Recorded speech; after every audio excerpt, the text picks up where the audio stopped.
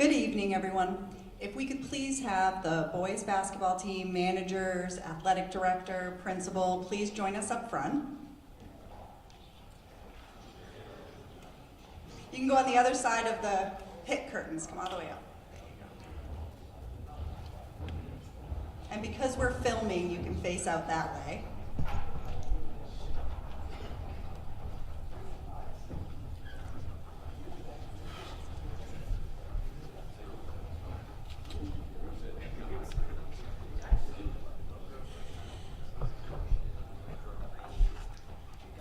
So tonight we gather to celebrate an incredible achievement, the state championship victory for the Bunnell boys varsity basketball team. It is with immense pride and admiration that we extend our heartfelt congratulations to each and every member of this remarkable team. And we know that behind every successful team stands a group of exceptional individuals, coaches, players, support staff, and families, whose passion and determination fuel the pursuit of greatness. To the coaches and the families that have guided, mentored, and inspired these young athletes, we extend our deepest gratitude for your unwavering commitment and leadership.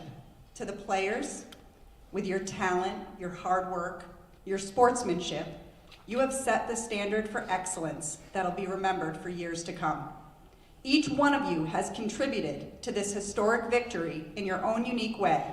And tonight, we celebrate not only the championship title, but also your leadership, hard work, and dedication. You stand here tonight basking in the glory of your achievements. So remember that this is just the beginning of your journey. Let this victory be a testament to what can be achieved through dedication, teamwork, and perseverance. Carry the lessons that you learned on the court with you as you embark on your future endeavors, knowing that with the same level of commitment and determination, you can conquer any challenge that comes your way. So in closing, on behalf of the entire Stratford Public Schools community, I want to once again extend a heartfelt congratulations to the Bunnell boys varsity basketball team on your state championship. May this moment serve as a source of pride and inspiration for years to come. Go Bulldogs.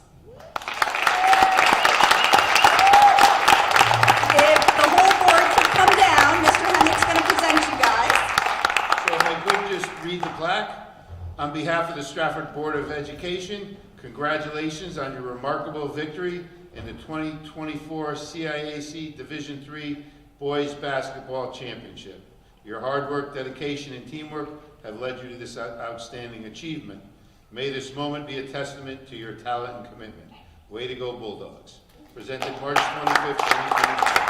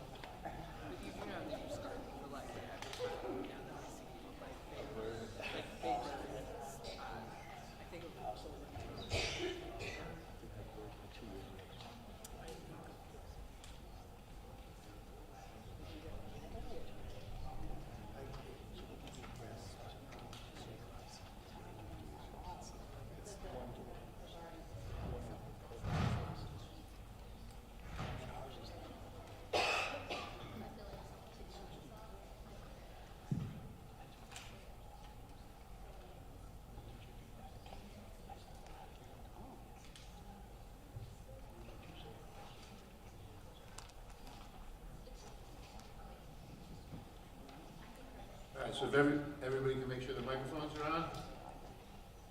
It is 7:15. We have a quorum. Mr. Kennedy, will you lead us in the pledge and that?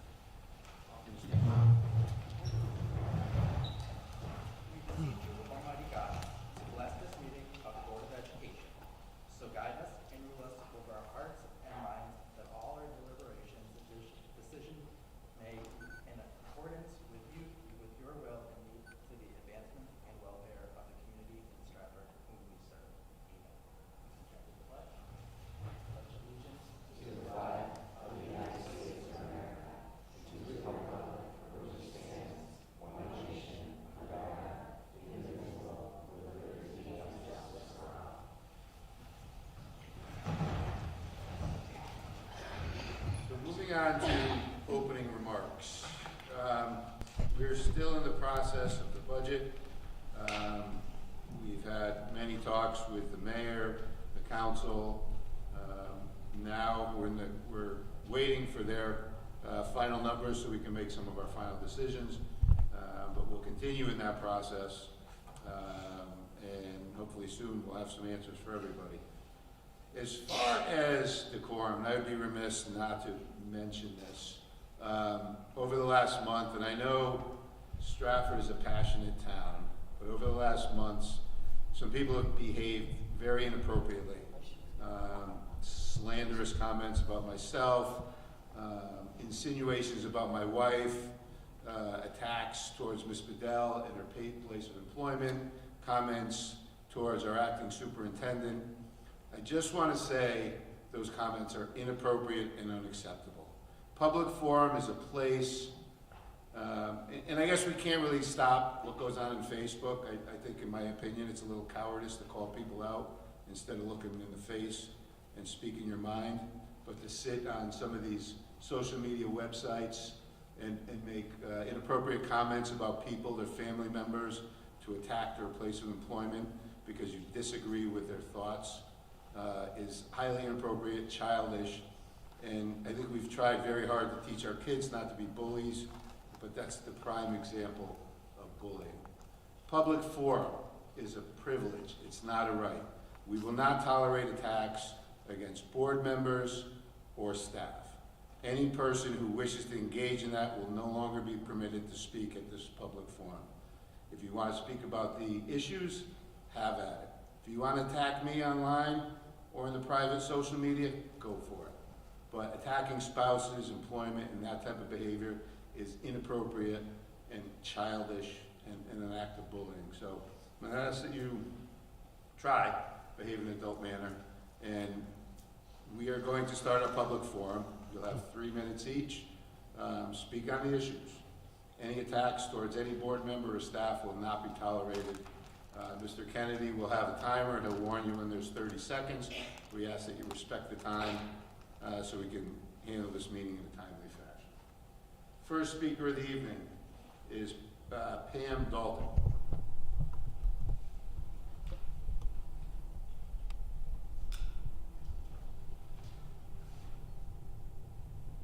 Pam Dalton, 534 West Ritter Street. Having watched the board meeting on February 28th, I was disappointed with the discussion at the end and the way it was handled. In terms of the final speaker asking clarification about how the feedback from the teachers was gained and being cut off at the end of that meeting.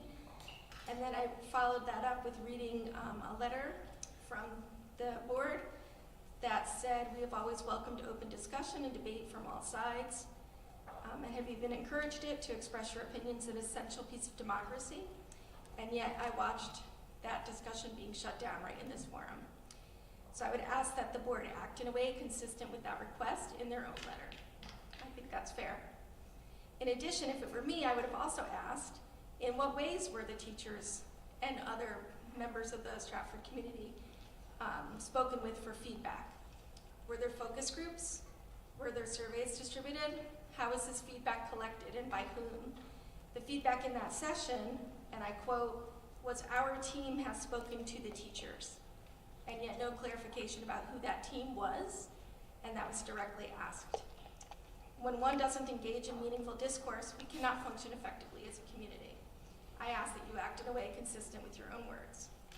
Regardless of party lines, you are one board. According to CAVE, it is a responsibility of the Board of Education to engage in ongoing two-way communication with the entire district community. It is essential to frequently communicate district priorities and progress towards achieving them.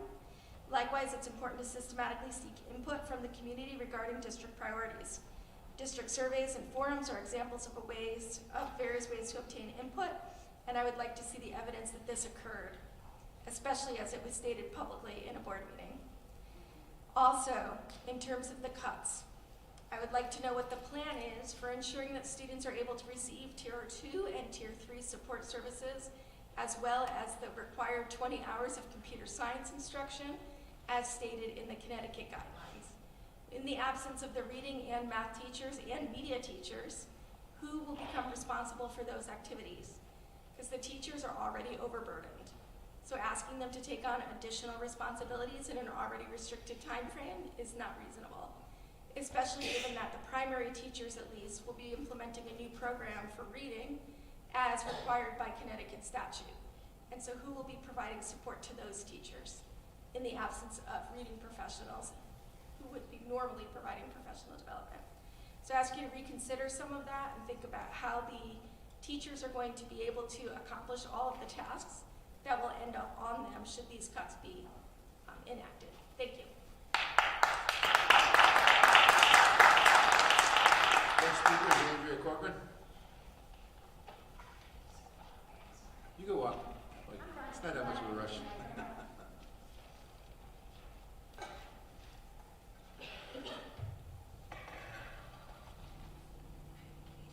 Good evening, my name is Andrea Corcoran. I live at 521 Windsor Avenue. It has been over 90 days since Stratford Superintendent Dr. Sunday was placed on administrative leave. It has been over 50 days since the legal charges against him were dismissed. And yet, all of these days later, it seems that there is still no end in sight to his banishment from the Stratford Public Schools. This is a problem on multiple fronts. First, practically speaking, this interminable investigation is likely costing the district lots of money, I'd assume in the range of tens of thousands of dollars in legal fees. Don't forget to factor in the stipend being paid to the acting superintendent, a stipend, of course, that is richly deserved, but no less costly. This board talks a lot about fiduciary responsibility and creating efficiencies, but an investigation with questionably changing focus that is employing multiple legal representatives does not seem very efficient or responsible. Second, it is important for a school district to have a consistent leader, to have the safety of knowing who will be calling the shots on a day-to-day basis, and who will be calling the shots in the months and years ahead. Ms. Borges is doing a really wonderful job, and I applaud her efforts and dedication to our district. But Ms. Borges' tenure as acting superintendent has an end date, and yet our staff, students, and community have no idea who might be stepping into the permanent role and when. It is challenging to make long-range plans and engage in visionary work when you are working day-to-day, week-to-week. It seems that some members of this board have appointed themselves as judge and jury, even though an actual judge summarily dismissed any charges against Dr. Sunday. So I'm here also to avail myself as a character witness. I worked closely with Dr. Sunday over the 2 years that I served as board chair of the Stratford Board of Education. We met regularly and I think had a productive working relationship, and I can tell you these things about Dr. Sunday. He cares deeply about his work with the Stratford Public Schools and is dedicated to creating an educational environment in which all Stratford students can succeed. He is intelligent, thoughtful, and uses the input from all of Stratford's stakeholders to inform his decisions. In my experience, he has always conducted himself with character and integrity, and I've been proud to work with him as a board member and in my role as a parent. I'm confident that he is leading the district in a direction that will enrich the life of not only my child, but the children of all my fellow Stratfordites. In a recent letter, the board chair mentioned attacks on the board that have attempted to damage their reputations, disrupt their way of life, and wreak havoc on their financial well-being, adding that these behaviors are not acceptable. It is difficult to disagree with this statement, of course, but reading this statement, it struck me that this is exactly what has been done to Dr. Sunday over the last weeks and months, and it is indeed not acceptable. This investigation has gone on for long enough. Our district needs and deserves a leader that was hired unanimously by the Stratford Board of Education not so long ago. Please reinstate Dr. Sunday without further delay.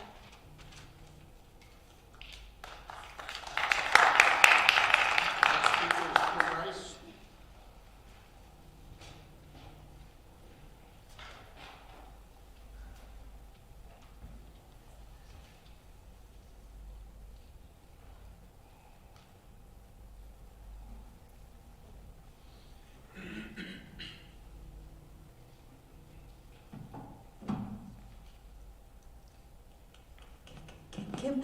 Rise, 11111, Boston Avenue. Our major concern is the safety and well-being of students and staff, and want to ensure the person we put in charge of them always behaves in all situations with the utmost character. That is a quote from Mr. Hendricks. On a Monday, February 26th, my First Amendment rights were violated by the chair of the Board of Ed.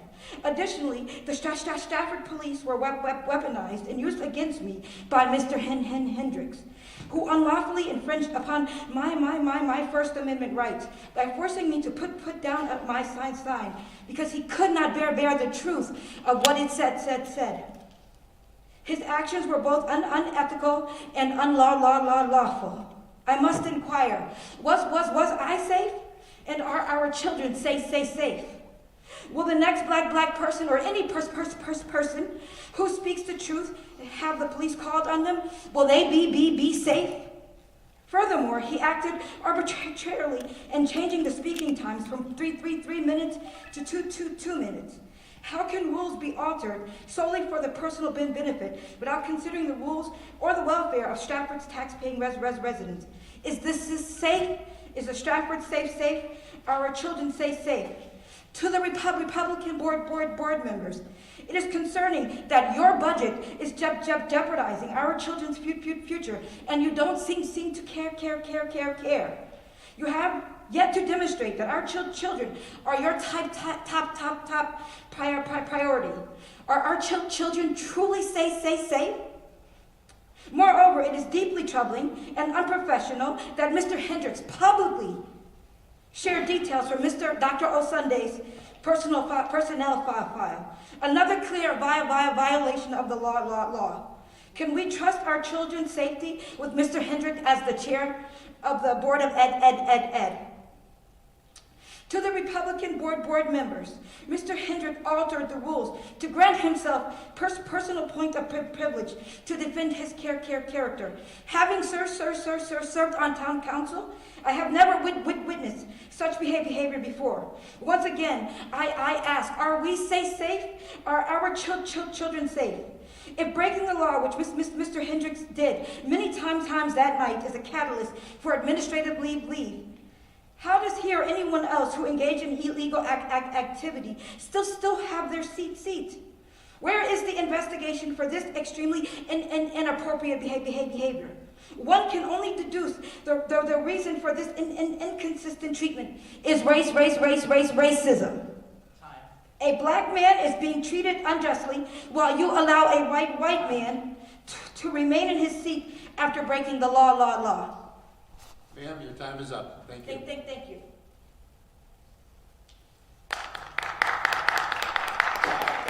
Next speaker is Janice Coopy.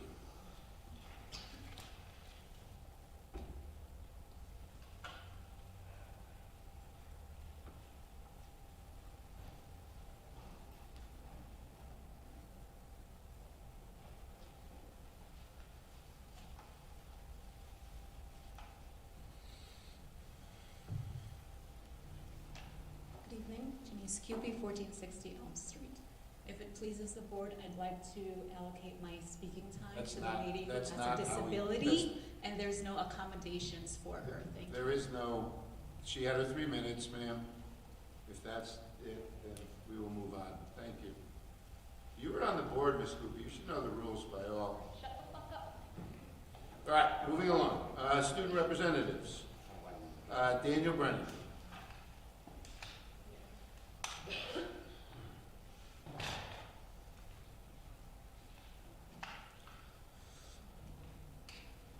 Good evening. Thank you once again for joining us at Stratford High School.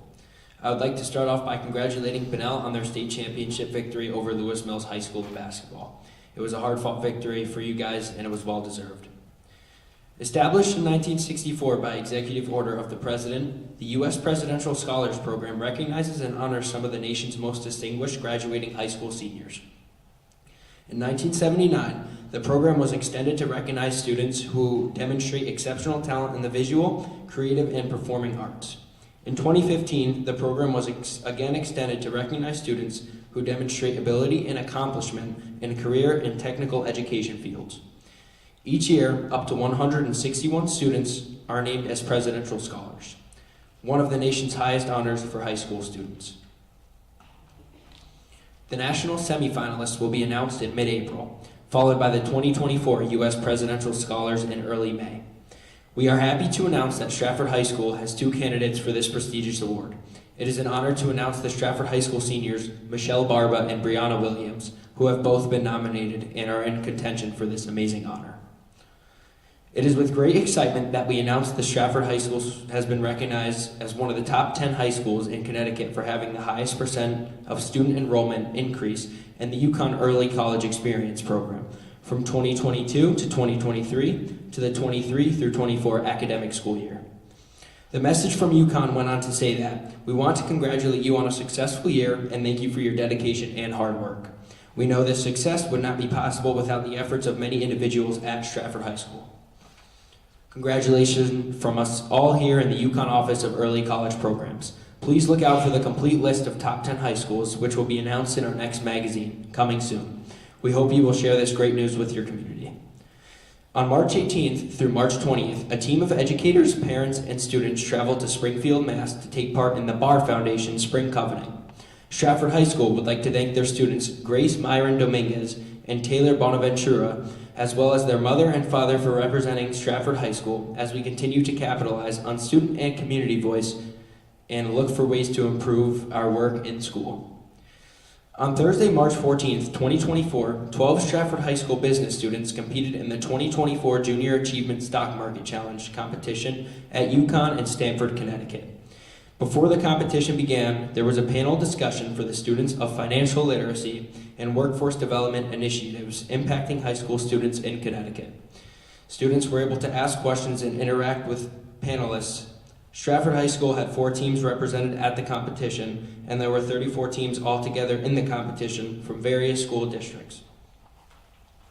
One of the Stratford High School teams, which consisted of Travis Simon, Carter Fetchin, and Akira St. Clair, won first place in all competition. Today marks the first day that our Stratford High School medical pathway students have started their clinical hours. They will be going to Apple Rehab, Gardner Heights, and Shelton, Connecticut to assist the living in the nursing home. They will be utilizing all their skills they have practiced over the past school year to help with their CNA exams. It will be a good time for all, as well as great learning experience for all our students at Stratford High School. The Stratford High School Drama Club also put on Little Woman over the weekend. The show was amazing, and Friday night was the largest audience in the past 5 years. The staff and students did an amazing job. Congratulations to every one of them. On March 4th, the Stratford High School hosted parents, community members, faculty, and students for their welcoming walkthrough. Under the leadership and direction of Yvonne Temple and Melissa Redding, Nicole Vitale from CREC spent almost 4 hours at SHS at the following areas: physical environment, school-wide practices and policies, welcoming school staff, and written materials. The goal is to provide us with action steps that would make us more welcoming to our school. It was a great day of learning for everyone at the Stratford High School. On Saturday, March 16th, the Stratford High School band marched to New York City's St. Patrick's Day Parade. The long-standing tradition has allowed us to showcase the students of Stratford. They represent the town, school, and family in a wonderful way. Tomorrow, our juniors will be taking the 2024 School Day SAT. While this is happening, our seniors will be working to complete their mastery-based credit portfolio. We have broken the news to students that if they complete their mastery-based credit portfolios by April 1st, they will no longer have to attend advanced and can earn late arrival back, which I'm pretty excited about. This has motivated our students completely, and many have been getting their projects done. Our freshmen and sophomores will have a guest speaker named Chuck Hatchett, a Stratford High School alumni. His focus is on masterful mindful mindsets and how to create a better mental state, a positive frame of mind, attitude, and perspective. I have personally met Chuck Hatchett during my time of playing football here at Stratford High School, and I must say he's a very good speaker. He taught me a lot about life and sports, and I think it will be good for students to hear a voice that focuses on both the perspectives of being a student athlete and just mental health in general. As quarter 3 is coming to a close, our seniors are getting ready to move forward with life and take on challenges up ahead. Our guidance office has been hard at work with students for post-secondary planning, helping students form some kind of plan or at least a foundation before school is over. It has been a crazy 4 years for them, and it's tough to think that it went by so fast. A date for senior prom is set for May 31st at Anthony's Ocean View in New Haven. There are multiple fundraisers set for seniors where they can raise enough money in order to earn a free ticket by selling chocolates. It should be a lot of fun, and I'm looking forward to attending. Coach Tyler and the Stratford High School football team recently competed in the Pomerog annual weightlifting competition. DJ DeLorio and Ethan Petit-Holm both did very well for the Red Devils, leading them in strength. DJ benched over 315 pounds, and Ethan squatted over 445 pounds as a freshman. Everyone has been working hard, and we look forward to seeing this next season. Spring sports have officially started, and we look forward to our students, athletes shining on the field. Girls and boys lacrosse have already started practice, along with baseball and softball. The boys lacrosse team has a brand new coaching staff, and we look forward to seeing how they will do these in following weeks. Once again, thank you for your time. I would stay further, but I have to be somewhere very shortly, so have a great night, guys.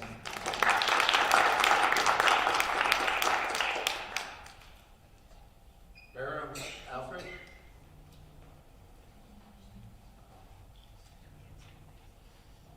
Good evening, everyone. Thank you very much. It is my honor and pleasure to present today what's happening at Bunnell High School. So, starting off, the beginning of spring has proven to be a busy time at Bunnell as we prepare for our NIAS Collaborative Conference. On April 9th and 10th, educators from all over New England will visit Bunnell to analyze the school's year-long self-study, visit classrooms, and meet with various focus groups. We'll look forward to celebrating all the wonderful aspects of our school and collaborating on areas of growth. Women's History Month celebrations. Women's Empowerment Club will host their 3rd annual Women's Leadership Meet and Greet on March 28 in Bunnell High School Library.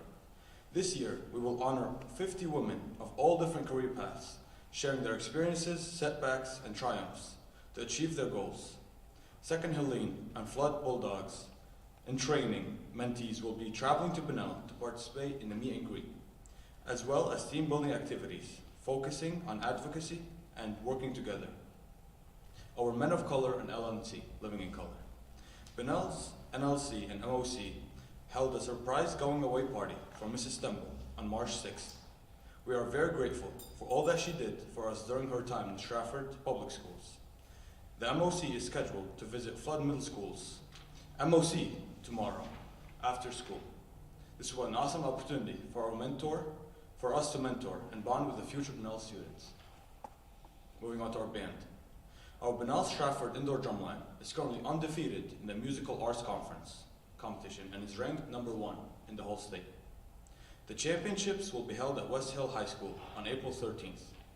Our indoor color guard is currently ranked number 7 out of 14, heading into their championship on April 6th.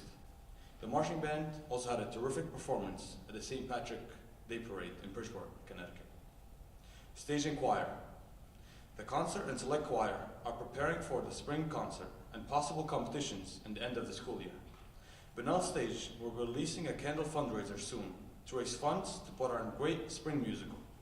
We'll look forward to our performances of the musical 9 to 5, May 17th, 18th, and 19th. Humanities.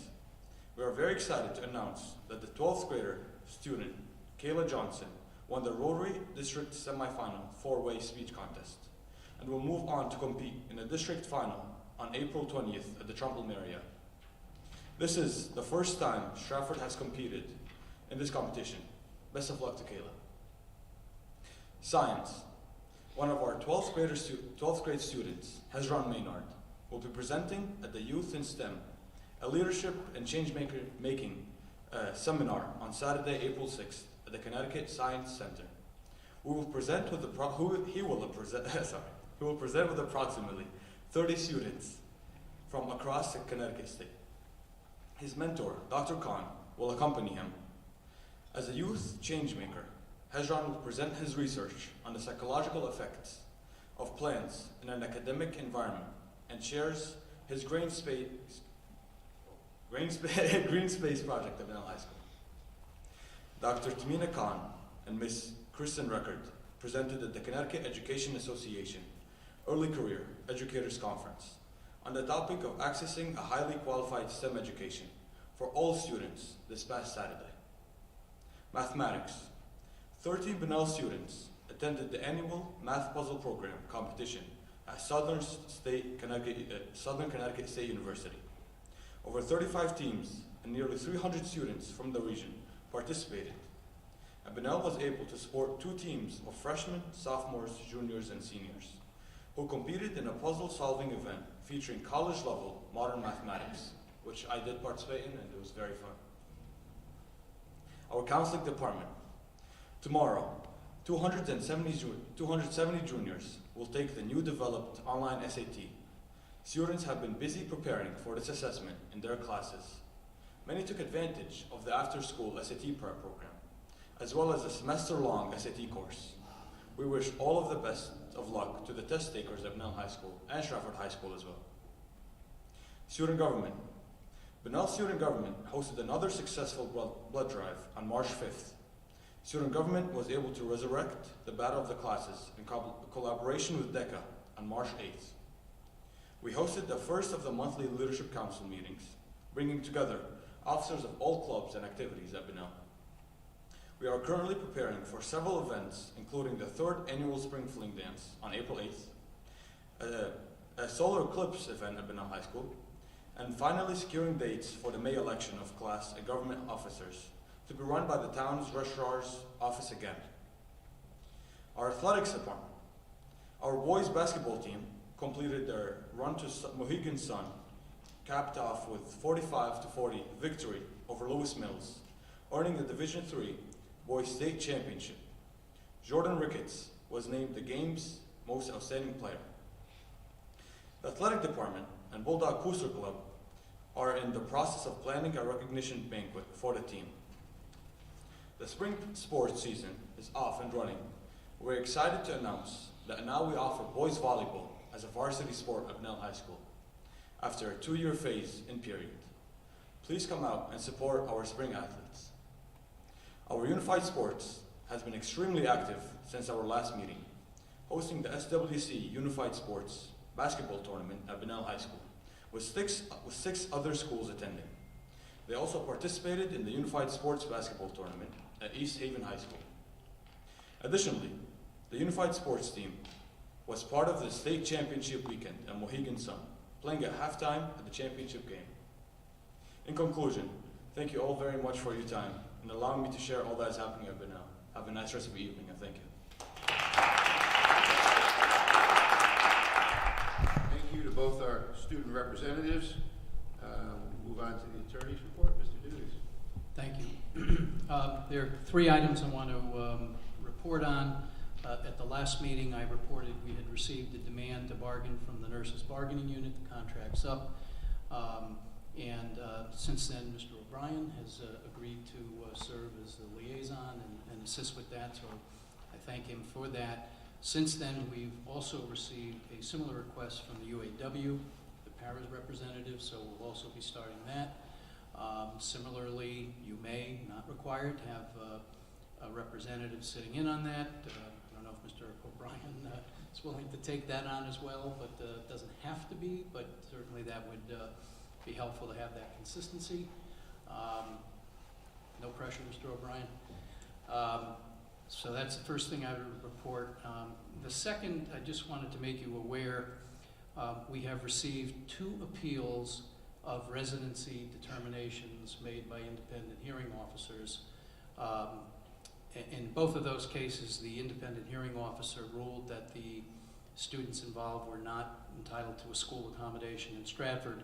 Under the law, they're entitled to take an appeal to yet another independent hearing officer at the State Department, appointed by the State Department of Education. That process is moving forward. I would just note that under the relevant statutes, if the parents/guardians in those cases do not prevail, you have the right to pursue tuition against the parents. So something you may want to think about authorizing us to do if it goes in that direction. And then the last thing, I just wanted to provide a brief update on the investigation regarding Dr. Sunday.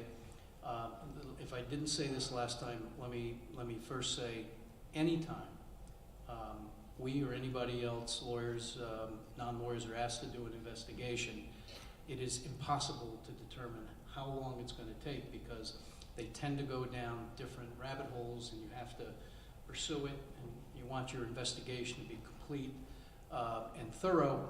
And the additional factors that we were asked to look into at the last meeting has obviously required us to do more and additional investigation. We're in the process now of trying to interview some members of the administration. Some of those interviews have taken place, others will take place later this week and next week, but we've certainly run into the typical thing we run into. People are sick, people have family issues, bereavement, things of that nature, and it really slows down the process, but we hope to get that phase wrapped up by the end of next week. And then we'll be scheduling an interview with Dr. Sunday, and hopefully within a couple of weeks after that, we'll be in a position to wrap it up. But meeting with him and his attorneys could very well send us down another path that we'll have to look at. And trust me, we would love to have this thing wrapped up as much as anybody.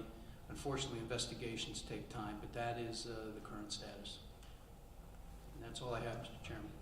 Does anybody have any questions? Through you, Chairman, to Attorney Dugas, I'd like some clarification. Since I'm a newer member on the board, I just wanted to know what types of circumstances would put us into an executive session versus regular public session. Oh, sure. Executive sessions are spelled out, the bases for going to executive session are spelled out in the Freedom of Information Act. They're very specific. You can only go into executive session for those reasons. I don't have them in front of me now. I think there are 7 or 10 different reasons. But it has to be one of those specifically articulated reasons. So a perfect example would be to discuss a personnel matter. Now the personnel matter, the board can always discuss it in public. It's not up to the employee to go into executive session, but you may decide, which is often the case, to discuss it in executive session. Even then, the employee has a right to insist it be in public. Another very common reason to go in executive session is to discuss pending litigation, pending claims. You may also, it's a little more unusual, but you may go in to discuss a written legal opinion from counsel. There's things, if you're discussing security matters within the schools, that's something that's covered, and so it has to be one of those specifically identified numbers, and the Freedom of Information Commission very narrowly construes those exceptions. Okay, because during our February 26th in public session, Mr. Hendricks talked about a lot of personnel claims in regards to the investigation of the superintendent. When we originally went through the original investigation, it was an executive session. He also brought reference to this on a finance committee meeting on February 21st, prior to the vote to expand the claims. So I just wanted to know, wouldn't it be more appropriate to do that in executive session than the personnel of the whole committee? That's not my judgment to make. All I can say is, again, a personnel matter can be discussed in open or executive session. There are some things that are appropriate, perfectly fine to talk about in public, other things that are best done in executive session, but without knowing more, I'd rather not opine as to the specifics. Thank you. Any other questions? So you had mentioned executive session and personal matters discussions. I believe it's most employees in their contract that they can request that those be held in a public forum. But does the council or does the board also have the ability to demand that those are held in the public forum, or are they? Yeah, so it's not in any contracts that I'm aware of. It's in the Freedom of Information Act. And as I said, the Freedom of Information Act says you could talk about everything and anything in public session. Whether that's advisable depends on the specifics, but there's nothing saying you must go into executive session. Okay. So any other questions? We have, I think I see Mr. Bresco back there. Am I seeing? Okay. So the next item on our agenda is the state legislators report. If you can, Mr. Dugas, hang out for a bit. Sure. We have a presentation from the Bunnell seniors about their desire to move their field trip to an amusement park, and there may be some legal issues surrounding that. So, sure. And then once you're done with that, we'll go ahead and proceed. Thank you.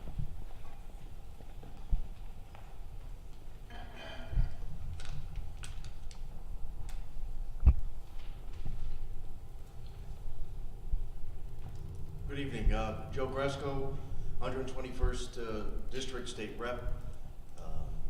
What's going on?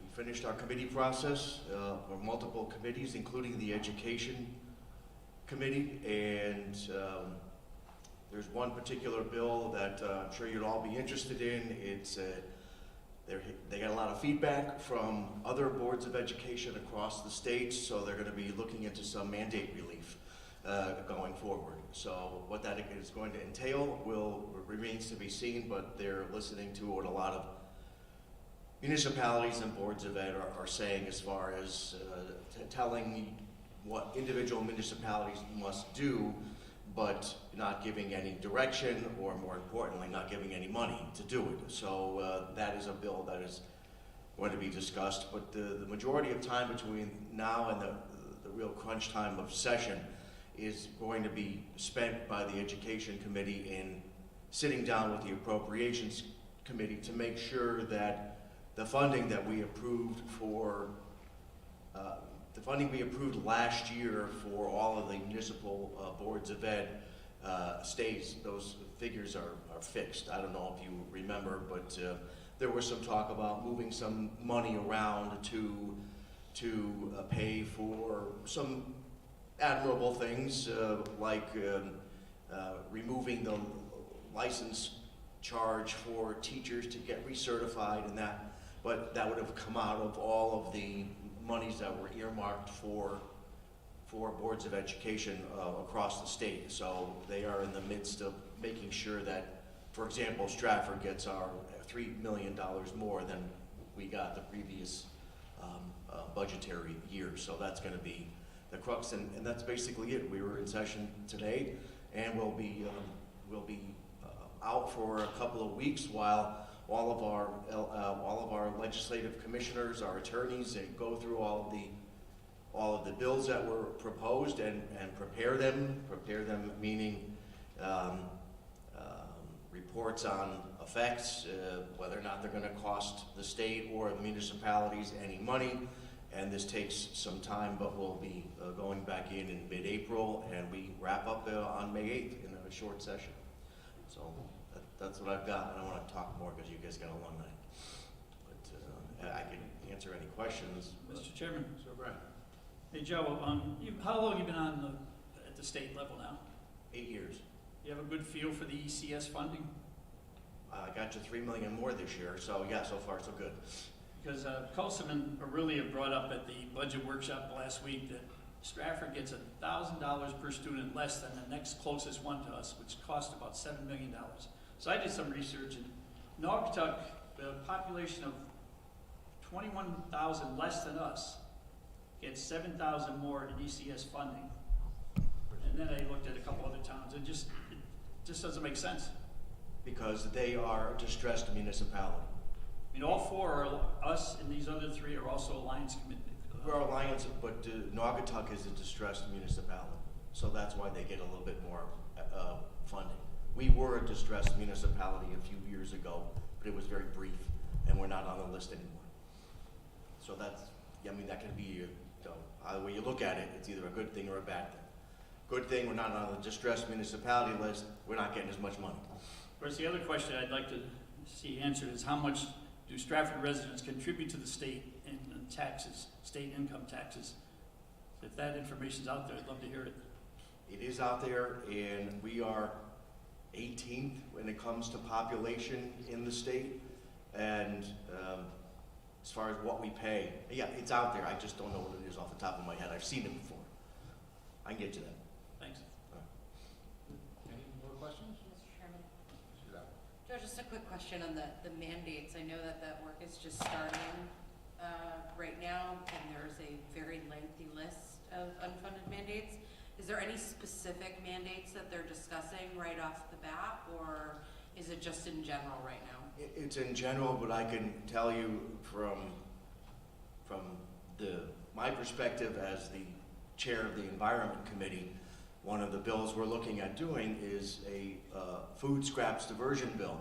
So on one hand, there's a push to fund breakfast and lunch for all of the students, but then I hear from some of the lunch workers that tell me that the kids throw half of it to 2/3 away, so we're going to be spending more money on the state level to give the kids the food that we're going to throw away, and it's going to increase our tipping fee. So it's kind of that's something I was hoping that would not be removed from the mandate, meaning if we do a food scrap diversions bill, the schools have to be part of that. And that's one of the asks I know, was that the schools are like, well, we don't want to be part of that. Well, you know, I don't mind at all giving the money up front to make sure that any child doesn't go hungry, but if they're throwing the majority of it away, and we're going to pay not only on the front end but on the back end for it, that's something that to me needs to be factored into that. It's like when we increase the money for Operation Fuel or LIHEAP, energy assistance funds, but then we cut the funds for energy efficiency. So I'll give you more money, but if your window's open in the middle of the wintertime and all the heat's going out the window, what am I doing? So it's kind of that chicken and the egg thing. Thank you. So I heard on the radio a new bill that's coming up to you guys, $60,000 starting pay for teachers and $1,000 stipend for all those who work through COVID. Are you aware of that bill, or yes? Who's going to pay for it? I don't think it's going anywhere. To be honest with you, I mean it looks good, but we are if we're going to be keeping our fiscal guardrails in place, meaning that any excess funding that goes into our rainy day fund, once it reaches a certain level, any extra money gets put towards our unfunded pension obligations, teachers included. And so we've been paying down our debt over the years, last 6 or 7 years, to the tune of, I think, $8 billion more. So, time is working for us now when it comes to that. But see, now that, we have a surplus, we have a big rainy day fund, people want to start to spend the money. Albeit a good cause, and there's plenty of good causes, but we still have a lot more years to go in order to get us to a point where our pension obligations are relatively robustly funded. The state employees are now at 62%, and teachers are now at 67%. When I first started, they were in the 30s. So we're making progress, but in my opinion, I don't want to pull the plug on making that progress until we get to maybe 80% funded, and then we can have a little bit more wiggle room. So, long story is, some of that surplus was going to go toward starting salary of $60,000 a year for a teacher and the stipend, but I just don't know if there's going to be the funding for that. It's a great idea, but if it was a state surplus, how would it funnel down to the towns, because the towns pay the teachers' salaries, and that would be a significant increase to our bottom line, along with a $1,000 stipend. Right. This would not be a mandate that we said, Stratford, you have to pay $60,000 per teacher and the $1,000 stipend, and didn't give you any money for it. Yeah. So. Nothing personal, I know, but you're up there in Hartford, and we hear a lot of those programs that are created with initial funding, and the funding goes away, and then the burden falls onto the towns, and we're not going to say to the teachers, oh no, the state decided not to fund us this year, so we're going to kick you down from 60 down to 40. So it's a scary thought that, you know, discussions like that, I mean, it's a discussion, but, you know, that the potential for us to have to bear that weight, if not now, but when the state decides we don't want to fund this anymore, we can't afford it. I sympathize with the thought, thus the bill we just talked about as far as mandate relief. And we all got a taste of that when we got some COVID ARPA funds from the Fed, and that funding was given to multiple destinations, including education. And now that the ARPA funds are going away, everyone's like, well, I'm used to this level now, so I want this level. And the federal funding has dried up, and even though when the funds were given back in 2020 and 2021, we said this is a one-timer. People don't want to hear that. They want the same level. This is the problem we're having with the higher education situation right now. They were given additional federal funds, and now that those federal funds, those one-time funds are all going away, they're like, well, we don't want to go back to where we were. So to your point, you don't start something unless you're going to follow it through. Right. So I think Ms. Rosenberg is down there? Yes. Oh, so we have worked to, and they'll be talking about it in a little bit, but get a grant through the Home Builders Association, and there's a funding mechanism that comes through the state, a bill.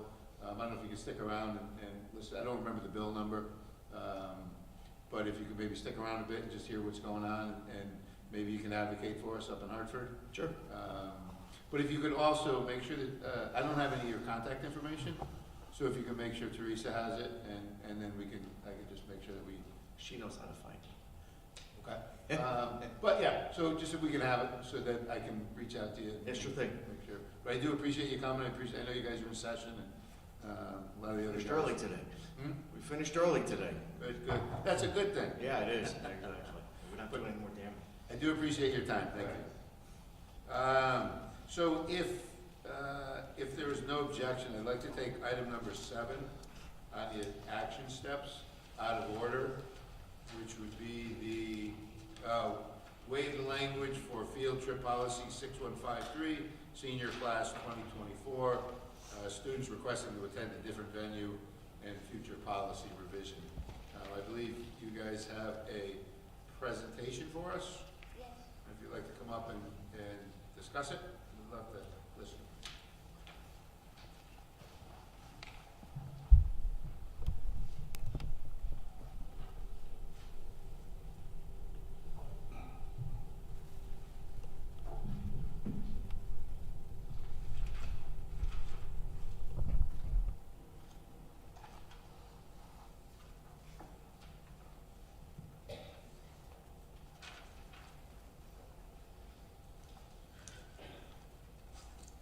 Good evening, everyone.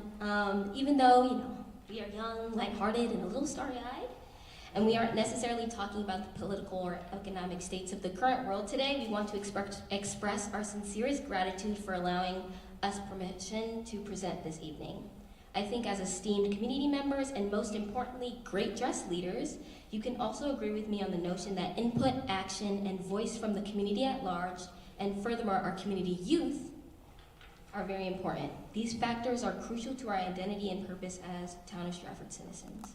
Again, your support means a lot. Thank you again for this opportunity. To introduce ourselves, we are the senior class of 2024 at Bunnell High School. My name is Madison Thomas Ferguson. I serve as the Vice President. My name is Justina Blamo. I'm the Secretary.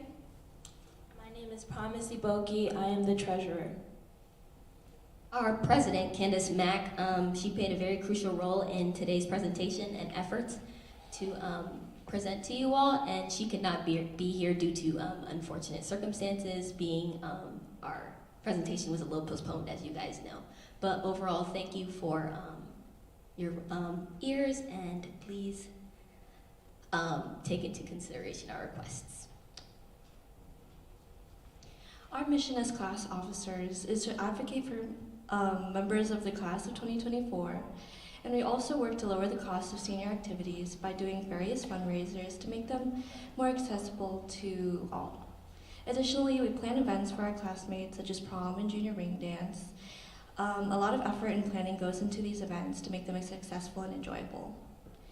We work to create traditions as well and promote student engagement. Now, to describe Bunnell's senior class of 2024. Well, the only main things that come to mind are empowered, engaged, inspired, diverse, and prepared individuals ready to go out in the world in order to look at their own reflections and see the leaders of tomorrow. You can refer to our slides and correlating videos sent to get a full view of whom you are making your future discussions and decisions for.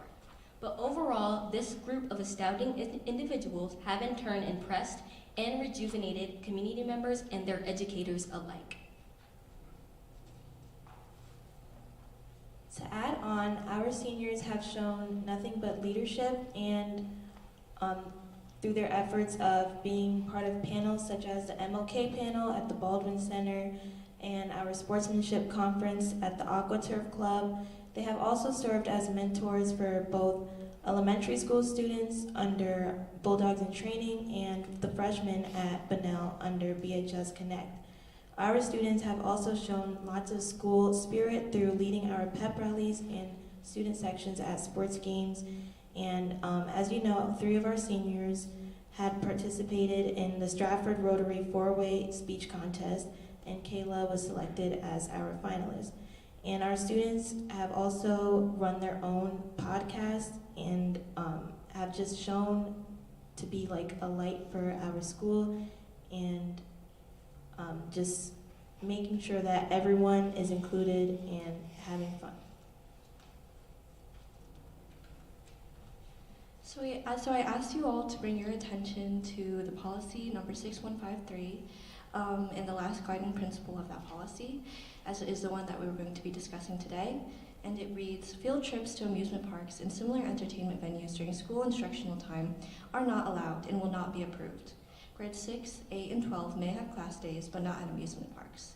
As we go on in our presentation, we will go more in depth about our argument and why you guys should consider our request. So, who here remembers their senior year? Maybe a long time ago or a short time ago. I'm not making any judgments. I think you all look great. But we definitely all can attest to the fact that senior year is a great milestone for youth, our students, and that field trip at the end of the year where everything is coming to a close, graduation, all those different things, it's a great way to empower and motivate our students to come together for maybe the last time in a few years, a few days, to just come together and be themselves, be happy, be free. So, I'd like to,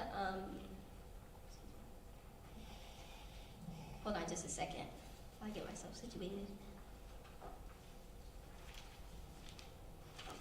So I just wanted to bring attention to the fact that the class day is a kind of big milestone and great opportunity for our community youth to be together for maybe the last time and to have them share their opinions, abilities, things that they loved about their senior year and time here in Stratford, just to come to a close. To add on to that, the benefits of the class day is basically what Madison said, how it's a fun wellness day of leisure for our students to create long-lasting memories. And the reason why it's specifically beneficial towards our class is because we missed out on our 8th grade trip due to COVID-19. So having a senior trip would be all the more fulfilling for us. And why we are requesting to have a senior trip at an amusement park is because one of the reasons is that if there were to be like bad weather or anything like that, we are able to reschedule it, unlike other places like Holiday Hill that do not offer refunds. It's also, amusement parks offer a variety of activities and entertainment that caters to both teenagers and adults, such as rides ranging from moderate to extreme, water activities, mini games, and it's just a fun place for everyone. So it goes to show how this inclusive environment would be beneficial towards all of us. And we also want to build our own Bunnell tradition for seniors. As Stratford High, their tradition is to go to Holiday Hill, but that might not appeal to our class, so we are looking to build our own tradition.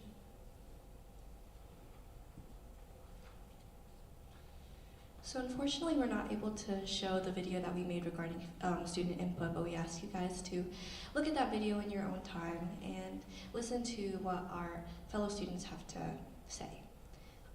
We also took the initiative to reach out to other class officers throughout the Connecticut, and on page 3 of your pamphlet, there is a list of schools that are allowed to go to different places. For example, Shelton High School is allowed to go to Six Flags, Norwalk High School is allowed to go to Lake Compounds, Brian McMahon High School is going to Brownstone Adventure Park, and East Haven High School is even going to Boston. Also on page 3 are flyers from previous and future trips, and on pages 4 through 8, you can read through their policies. So on top of amusement parks being more likable and overall get our students more enthusiastic for the time that they spend at the end of the year, I want to talk a little bit about the financial aspects and benefits of going to an amusement park opposed to the standard Holiday Hill. And I also want to say we're kind of using Holiday Hill as our standard, kind of the norm of what we do here in Stratford for class days, because that has been the norm. Stratford High is planning on going to Holiday Hill for their class day this year, and also our 8th grade class was planning on going to Holiday Hill. So I also want to bring to the attention the time differences and the fact that the same trip has happened for those 2 different age groups. So going to an amusement park might appeal more to the older age group more than a Holiday Hill kind of park thing. So looking into the financial of going to these different trips, Holiday Hill, the norm, requires a deposit. It is $55 per student plus the cost of bus transportation. And we also need to pay a $23 fee for chaperones. And this cost must come out of the class treasury because we can't charge chaperones to come on the trip. I also want to bring attention to what Promise stated earlier. If there's a rain date, the event is canceled with no refund, or we just have fun in the rain if such thing actually happens. In comparison, Lake Compounds and amusement park, which isn't permitted right now due to your policy, is $22 per student, whoa, and cost of bus transportation. This is without a deposit, and there's a free chaperone per 10 students, so that extra cost isn't necessarily needed. Furthermore, Six Flags, approximately $40 per student plus cost of bus transportation and free chaperone per 15 students. So just comparing the norm to what we're aspiring to do with our class this year, you can definitely see how the financial aspects are a little better in terms of amusement parks and how it might appeal more to students and more students that may be more low income to want to be able to participate in these different initiatives.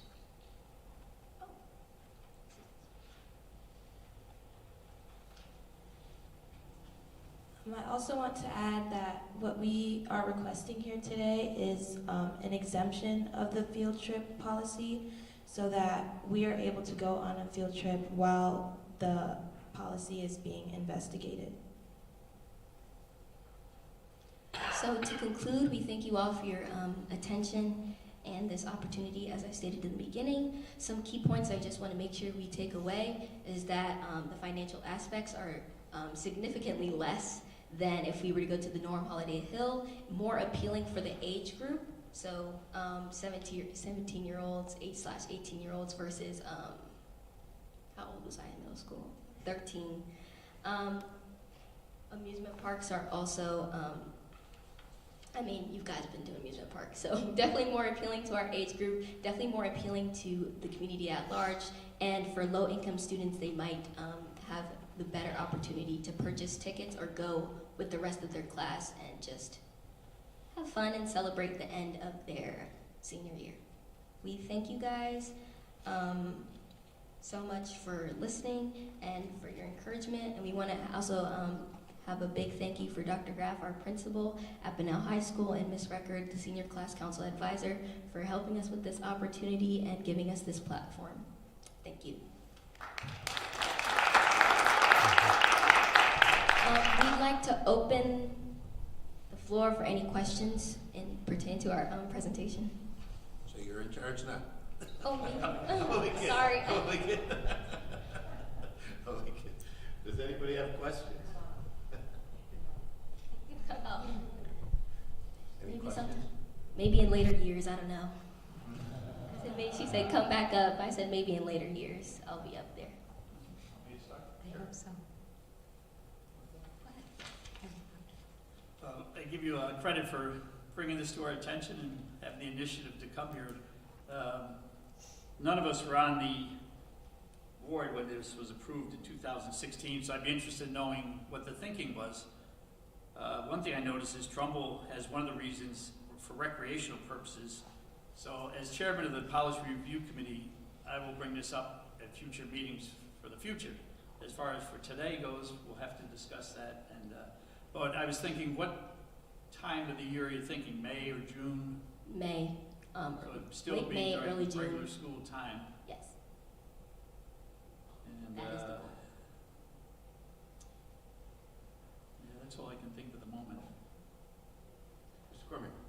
One of my comments to you ladies, I'm very impressed with the research you did with other surrounding districts and finding their policies and sharing them with us. So I'm like skimming through. I've got my policy book because I'm on the policy committee also, and looking. I'm looking at East Haven's, and while most field trips are directly related to specific academic curricula, they may also address the need for intra and interpersonal growth in children, and thus may be designed to promote social and emotional development. I think community building is a very important thing. I don't know what our legal responsibility would be, because looking at this isn't an economic question for us. This is a permission, and it's more. I think it's probably that's probably where you're going to go with it, Mr. Chair. So I love the work you ladies have done, and I'm very impressed with your research. Thank you. Thank you. Sure, I was going to go there. First, I wanted to thank you ladies for coming out and bringing this to our attention. It's wonderful when students come out and advocate for what you're looking for. But my question is to Mr. Dugas through the chair. What kind of liability is there sending is a waiver possible? Is something along those lines possible so that we can? Yeah, is it possible? Yes, it's possible. I think the question really is, is there any law rule prohibiting you from doing this? No. You can waive your own policy if you want. I think the question that's probably on folks' mind is, are we opening the district up for more liability as a result of this? And in a true lawyer fashion, I'm going to say maybe. And when I first started representing school boards quite a while ago, the thought of somebody suing a school board was just unheard of. And since about 10, 15 years ago, that's changed. As we say, people can sue if they want, whether it survives and so forth is another issue. To me, the real question is student safety and supervision, right? You've got a duty to supervise kids, and is this any more risky than Holiday Hill or an activity like that? I don't know. It's probably marginally more risky. How do you supervise? Can you supervise kids to the same extent at a Holiday Hill as you could at an amusement park? I don't know the answer to that. I would think it's a little more difficult, but I would just say marginally. And you can certainly get waivers of liability from parents or students who are over at the age of 18. Courts don't really like those, so certainly not a guarantee. So the best I can say is you know, you need to focus on the scope of supervision and the rules and policies and make sure that they're as tight as they can be. And then just, if you were to incline to agree, understand there's probably some marginal additional exposure than you would have at a Holiday Hill. Thank you. Just a quick follow-up question to you girls and maybe to Ms. Record and Dr. Graff. I saw that in the presentation there was a page where it listed out the chaperone structure, 10 students or 15 students. Have you guys discussed how many chaperones you would need, if you can get those chaperones? Are teachers available? Are parents available? I'm sure, I'm just curious that we've looked into that. Yes, that's definitely dependable on the amount of students that sign up and pay their ticket to go on this trip. But I think past experience with my own Class Day field trips, I think parental or like PTSA chaperones would be much excited and enthusiastic to share this experience with their seniors so they can have a great end of year celebration. But that's just my personal opinion. Thank you. Just one more. And you said, I think you said there was a 10-to-1 comp ratio for late your compounds. Late compounds was for every 10 students, 1 free chaperone, so it'd be no cost to anyone, just availability and time. And for Six Flags, we researched that it would be 15, so just a small difference. Thank you for the question about the chaperones.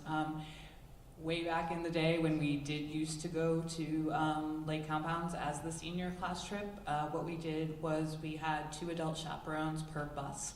And so we, like the girls said, that the number of chaperones was based on the number of students participating, but at minimum we had basically a chaperone ratio that met with the same policy in terms of getting the chaperone tickets for free. So we typically left the school once the bus runs were done to not incur additional fees related to that, and then we would return to school at a time that the bus company requested was the easiest for them to manage. And we had regular check-in policies for the students, pretty much along the same standard that the band uses when they travel and go to an amusement park. Thank you. Mr. Chair, just a comment. I just want to extend my heartfelt gratitude to all 4 of you, even the one of you couldn't be here. So Candace, Madison, and Justine and Promise, for your exceptional presentation, your professionalism, your unwavering dedication to advocating for change. Your efforts are truly commendable, and I hope that you continue to inspire all others to be the voice and make a difference. So thank you for standing up for your class. Thank you. Mr. O'Brien. Are you thinking of something, let's say you get the waiver approved, are you thinking of in-state or out-of-state? I've thought of both. I think it would be more preferable if it was out of state, but honestly, amusement park, we'd be grateful for any kind of anything. So at large, Six Flags is like the outstanding goal, but Lake Compounds and any amusement park under that, which would be in-state, would also be great compared to previous options. Just keep in mind that out-of-state is much more expensive with busing and requirements. So. Yes, we definitely recognize that, and I think due to surrounding districts and towns, it would also be manageable and a task that we would like to achieve. Mr. Dugas, I know you said a waiver could be crafted. Could you guys craft some kind of waiver that each student who participated, you wouldn't have to print out waivers, but just craft some type of a waiver that would give us the most protection? Sure. I imagine there's something that you guys have and use already, but I'm happy to take a look at it, and if you don't, come up with one, and if you do, see if we can tweak it at all and make it tighter. And you might not know this, but would we have any insurances that would cover us for certain or any liabilities? Ms. Mangini may be the better person. I would think so, but you know, we're always fighting with insurance companies when they deny claims, and so I don't know the answer.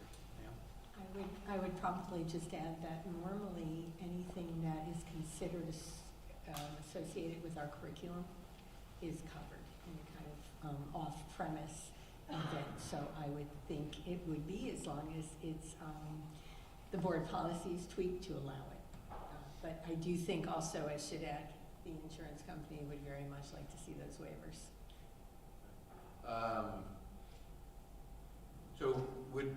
And maybe we could reach out to the insurance company and see if there was some type of rider we could add to permit this, just to give us and you know, it might not be feasible, but just as an added protection, and just another cover. When it says free chaperone for 10 students, is that the chaperone gets a free ticket, or so you're thinking parent type chaperones? Parent, teacher, whoever's available. Okay. I know I've been on a couple of these trips when my kids were younger, and I'm one of those guys who was way back when. So, again, my two big concerns are the liability and the safety of you guys when you're up there. To me, lake compounds would seem more feasible only because of the size of it. Six Flags is a much larger footprint and a lot more people and maybe a lot harder to maintain. And when I went to Six Flags, it took me forever to get on a ride, and it was a lot easier at Lake Compound. So if you want to go hang out, Six Flags might be fun, but if you want to go on rides, I would think Lake Compounds would be better. So let me ask you this: how do we? What's that? I know what they're doing. But how do we change our policy? You guys know? How are we going to help you out here? We're personally requesting a year exemption, so all the other things that you guys are talking about with long-standing or long-lasting results, that would definitely be feasible. I think after our exemption, we were hoping, due to the time frame that we're trying to achieve, it would be more prudent and more beneficial to everyone if we would ask for an exemption instead of just like changing the policy long-lasting or permanently. But in terms of changing a policy or anything like that you guys board members do, I'd personally start with like a college degree. I don't know, maybe. So how do we as a board, do you know? How would we as a board change our policy? Do you guys vote? Do you guys, yes. So just wondered if you did a lot of research. I wondered, so tonight we could vote because it came in writing. I would say we need a simple majority. If you guys just came and did your presentation, we would need a super majority of 4 or 5 members. So I think we could do that this evening if we wanted to. I think you have 2 things that you're considering, right? So you could vote to waive the current policy to allow this single-time exemption. And then you're also asking that your policy committee go back and look for future classes and possible amendment. But tonight's vote would just simply be to waive. Wait, yeah. And so there's a saying too, it says before you remove a fence, you should know why it was put up. Do you guys know why this fence, any idea why this fence would have been put up? Yes, definitely the reasons that you guys stated, such as liability, but maybe.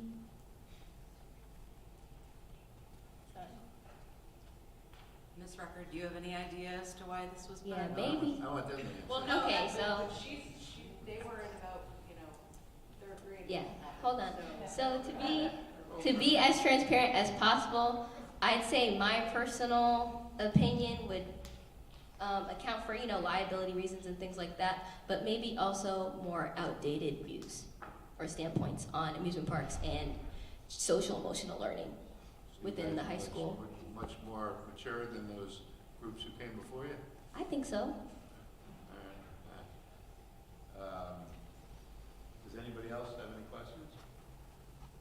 So there's a couple of things I'd like to see happen. I personally, and I'll leave it to the board, but I would prefer that we limit it to lake compounds.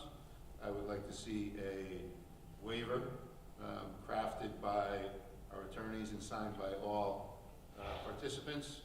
And I would like to see if it was feasible that we looked into our insurance and if a rider was possible, or whatever we can do, or if it's just notifying them and making sure that the waivers meet their requirements or whatever it might be. Those would be my three criteria that I would like to see. But May I ask? I think I'd like to make a motion. Okay. I'd like to make a motion to present a waiver to the class of 2024 at Bunnell High School to go on a field trip of their selection with no limitation, as long as the appropriate waivers and such fall into place in the next week or two, because I'm assuming you're going to need to start collecting money and getting everybody signed up. I'd happily second that, Mrs. Bunnell. And could we include in that also the waiver and Insurances. and the insurances? Yes. If the, So that's your motion? yes.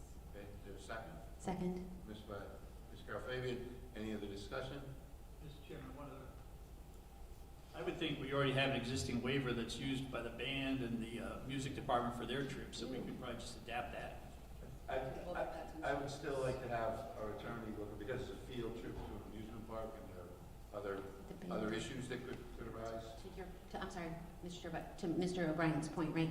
When our bands travel, they not only perform, but they then spend time in the amusement park. So I would think, I mean, obviously we can look into it further, but that waiver that he's referencing would cover that. I'll take a look at it. Yeah, I still prefer that you look make at sure it. there are no concerns. Even just for future uses too, and even if it's with the band trips, just to ensure that we're properly waivered. Yep. Okay. There's a motion, there was a second. Any other discussion? All those in favor? Aye. Aye. Opposed? You guys know what that means? Enjoy your field trip. Unanimously, the waiver is granted. The policy committee will look into it, maybe not right away because we've got a bunch of other stuff we're looking at, but for your junior classmates, you can let them know that we'll have an answer before they come. Or maybe we'll just make them come and struggle a little like you guys do. So. But thank you. Thank Very you well. guze, we appreciate it. Congratulations on the end of your year, too. All right, Mr. Dugas, if you would like to leave. Thank you. We are done. Good night, everyone. Thank you. And I appreciate your time. Moving along, Superintendent's Executive Report. Ms. Burns. Before I Pull it forward.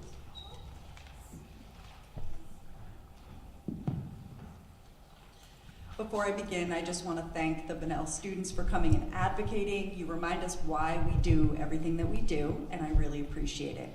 I'm going to actually turn my report over to Ms. Rosenberg, who spearheaded a partnership for a new grant, and I want her to be able to share the exciting news with everyone herself. Good evening, members of the board. I'd like to just read a letter that I specifically wrote to Chairman Henrik.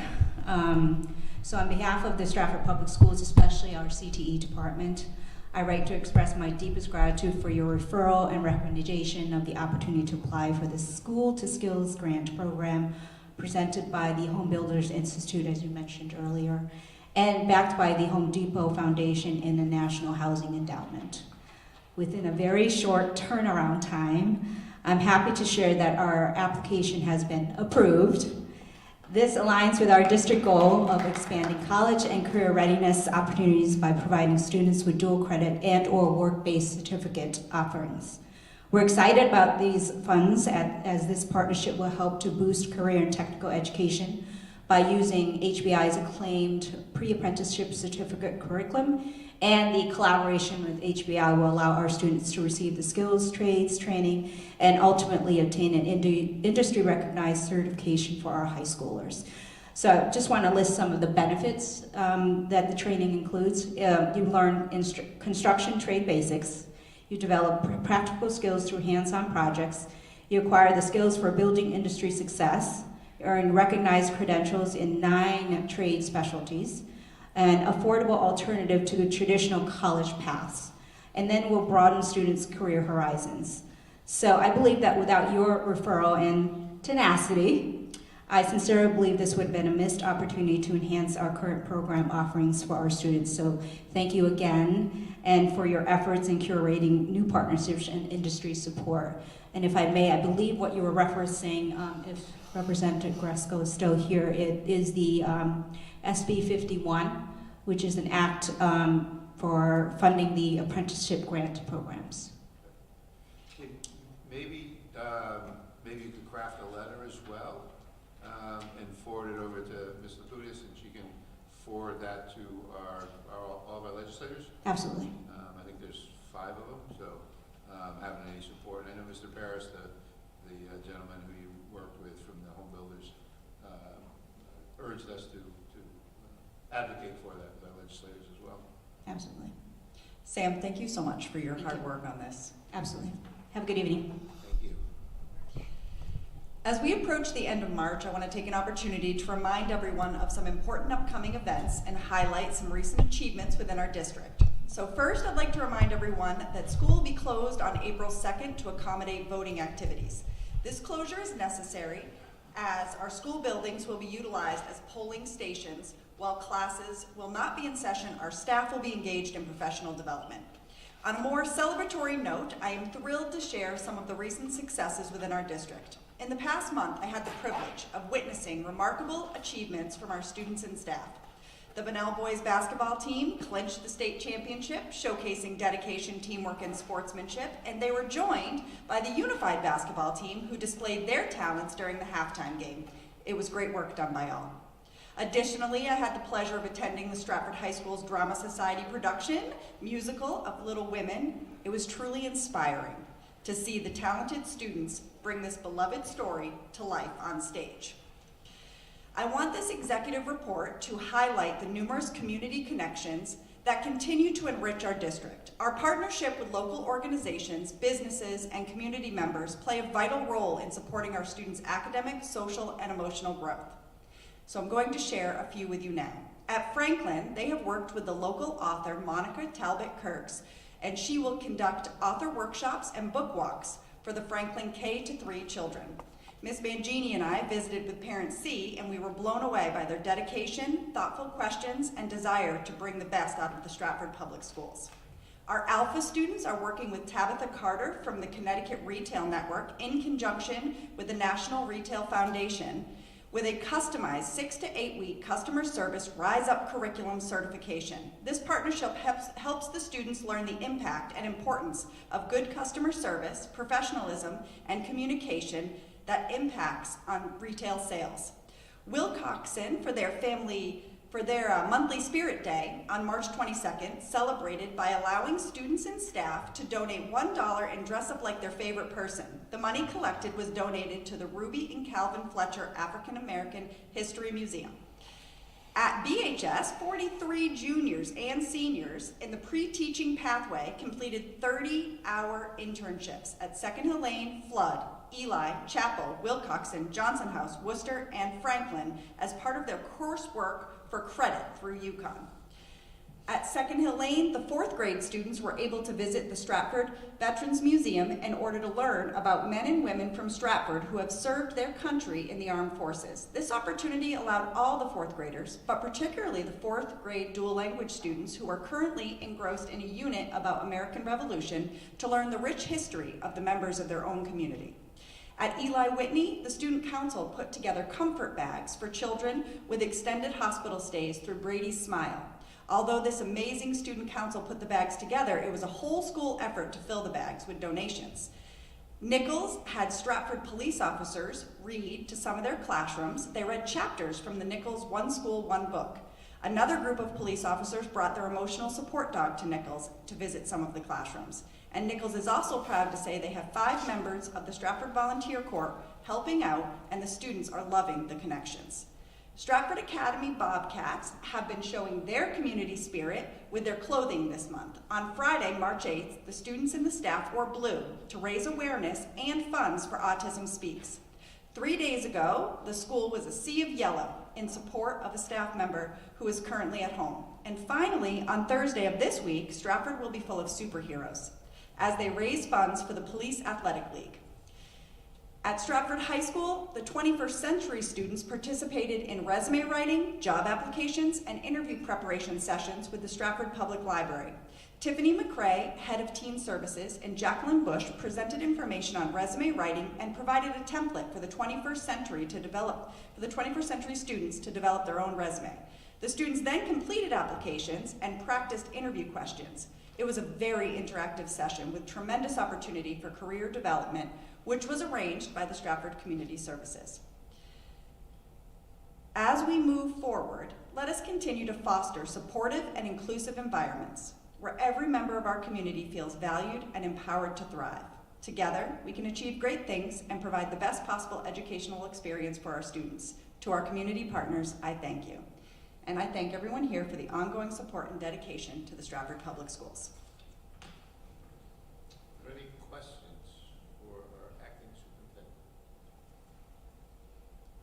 I have a quick one. Yep. Assistant superintendent search. Where are we? Can you give us an update? Yes. We have finished screening the 46 applicants. We have made a recommendation for 9 applicants to move forward to the first round. We are hoping to schedule the first round of interviews next Tuesday and Thursday with an interview committee. And did we have any in-district applicants? I'm going to say that's not appropriate to share publicly right now. Okay, sorry. Any other questions? Yes, Mr. Chairman. Quite a few people are asking now with the change in the dates and the April 2nd, what's the last day of school? Sorry. How about when Ms. Brown gets back tomorrow, I will make sure I get the exact correct date and I will send it to the board and we'll make sure it goes out to the community as well. Perfect. Others are also asking about a calendar for next year. I know we usually don't go there until April, May. I just wanted to let everybody know. Perfect. Thank you. Any other questions? No? Moving on to the Chief Operating Officer's report. Thank you. I first wanted to just comment that this evening the board is being asked to approve motions related to the healthy food certification federal and state requirements. And in accordance with section 10-215F of the Connecticut General Statutes, each Board of Education for all public schools participating in the National School Lunch Program must annually certify whether the district will follow the Connecticut nutrition standards for all foods sold to students separately from the reimbursable meals. So that is the reason why those motions are on your agenda this evening and why they must be taken individually. Districts that choose this food option do receive an additional 10 cents per lunch. We've been participating in this program as a district for many, many years. So hopefully this evening you'll be comfortable in passing those motions. In addition, I just wanted to comment, as Heather did when we visited Parent C a couple of weeks ago. It's probably the second or third time that I've presented there, and I have to say it's probably one of the most enjoyable things that I've had to do outside of my regular office work. And they are always so engaged in what we have to offer and the information that we're sharing with them. And this particular session focused on public budget processing and the policy process. So I think they walked away with a little better understanding of what the board has to do from start to finish and just all the steps that are involved. And it's just a really fun evening for me as well. The other thing I wanted to share is, as you can imagine, the unexpected loss of Dr. Clemmy in December has truly left quite a void in our office. actually not only personally, because we all enjoyed working with him, but obviously with managing the grants. And I am really grateful to Susan Nicholson and Chris Carroll and Pat Naylor, who are all taking parts of it along with me in trying to manage our grants. I did want to say that we have posted for the position. We are struggling to find somebody with the skill set that we really need to hit the ground running. So we're doing the best we can at the moment. We're going to repost it again. But I did also want to share with the board that I am currently working with Susan on a report, so hopefully we can provide that to you at the next Finance Committee meeting. And honestly, with all the help that we've received from everyone, once again, Susan Nicholson is definitely right there to pitch in and has really been tremendous. And the other thing I wanted to share with the board is that it is that time of year again also for us to provide the state with information regarding the Community Eligibility Provision Program. As you may recall, the district actually began participating in this program back in 2018, and it provides free meals to our students in 6 of our schools who qualified under the guidelines of the state. And basically, we have to provide data to the state, which we will have to do within the next couple of weeks, and they will come back and let us know, based on something called an identified student percentage, which schools within our district are actually eligible to participate. I'm sharing this with you now, first to give you a heads up, because we will bring information to the board on if we're changing the program in any way. But equally as important, my hope has always been to be able to expand this to all of our schools. The state has made some changes with regard to the percentage that they lowered it so that many more of our schools may qualify. The problem is it could end up costing the district money, as it did initially. When I first arrived, you may recall, we did have a big deficit, and this program was adding to it. Our ISP percentage number went up. I know it gets complicated, but because of that, we were pretty much at a break-even status right now with the program in those 6 schools. We're going to have to carefully review all this information with the state. I will report back to you as a board whether or not we can do something further and possibly expand the program. Not to get into too much detail right now, but I'll tell you the one thing that has occurred to me. Right now we're on track to possibly have to pay a significant amount of money to our food lunch program for unpaid meals. By the end of the year, districts throughout the state are struggling with the same problem. If we find that the CEP program is probably going to maybe break even or cost us a little bit, but maybe less than that amount, we may want to consider that. We may want to have those discussions. So again, just preliminary. I don't have all the information yet. It's not even due to the state until next week, but I wanted to give you a heads up on my thinking. I've discussed it with Ms. Borges. It's something that I know I shared with the board last year as well. It was our hope to eventually expand CEP if possible. If it's too costly, obviously we can't do it. And then lastly, I just wanted to share with you that I did meet with 2 lovely ladies from the United Way, and thank you, Ms. Carol Fabian. She had introduced us to them. And it was a virtual meeting. It was just the 3 of us. And I apologize, but at the moment I can't remember the 2 ladies' names from United Way. But they're looking to advocate through the state legislature to possibly find ways to get free meals for all students. So it could be in collaboration with the CEP program, and it could be separate, but they are sending me some information. I think it's worthwhile to explore that as well. So again, just some important news I thought was worth sharing with the board, and I will definitely follow up and keep you apprised of it all. And that's my report. Any questions for Ms. Mangini? Just one. So we have SLAM is going to come in and give a report.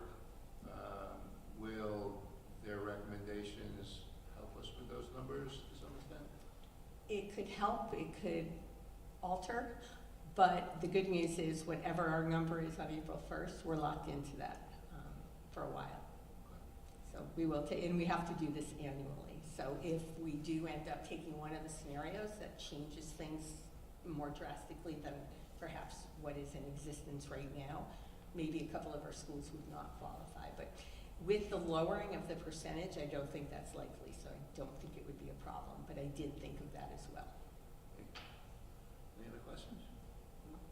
No, just a comment. I just wanted to thank you, Pam, for taking the time to meet with TIDA and the United Way, Thank you for reminding me hopefully of getting that. that moving in the right direction.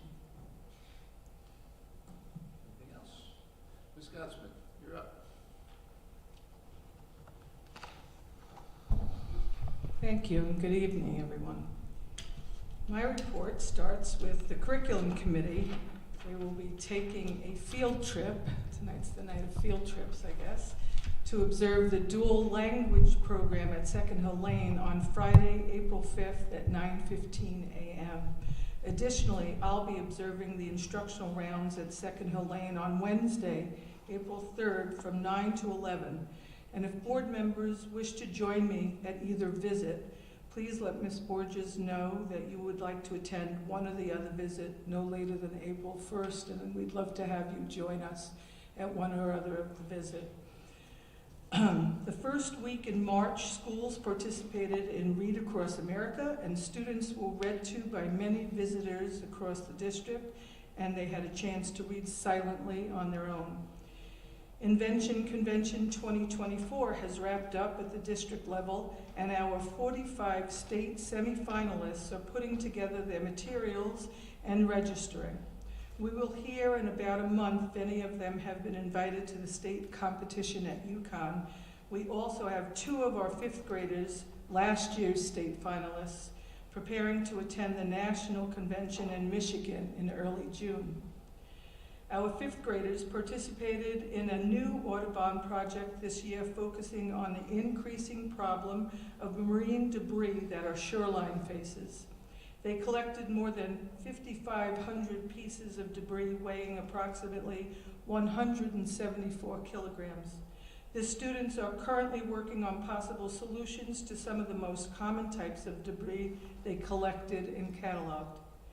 They will then use grant money to purchase items such as water bottle filter stations or filler stations, refillable water bottles, and items to help a campaign against littering that often ends up in our waterways.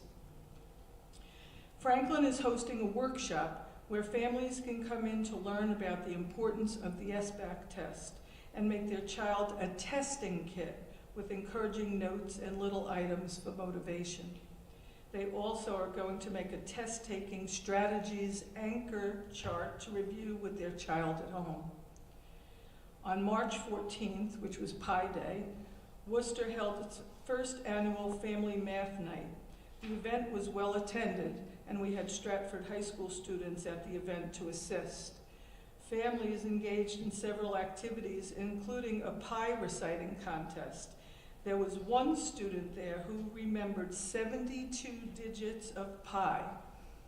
I can't remember 2. A great time was had by all who attended, and we cannot wait until it happens again next year. Whitney students have been ramping up our reasoning in the month of March by working on showing their work and explaining their thinking on rich problem-solving math tasks.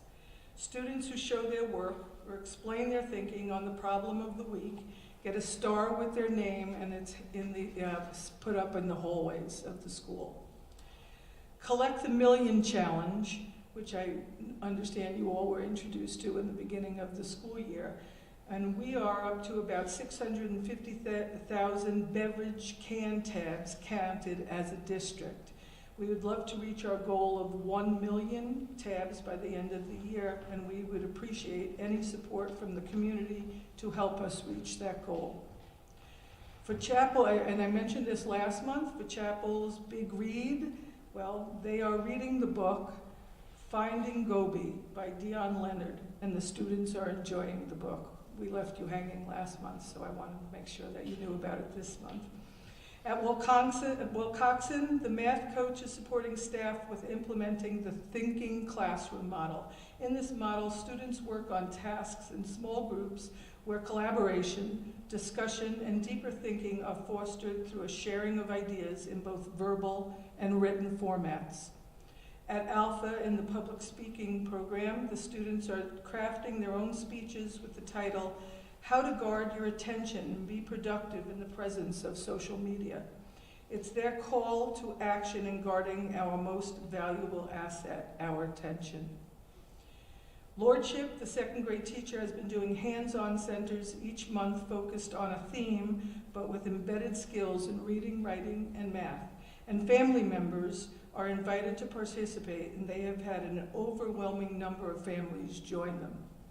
Nichols held its first Ruler Night family event, teaching families about being social scientists and how to support each other's emotions at home. Families were left with resources to do that. They also held their annual Title I event in which parents learned how to support their students in the tiered process at home. Again, families left with materials to help them do this at home.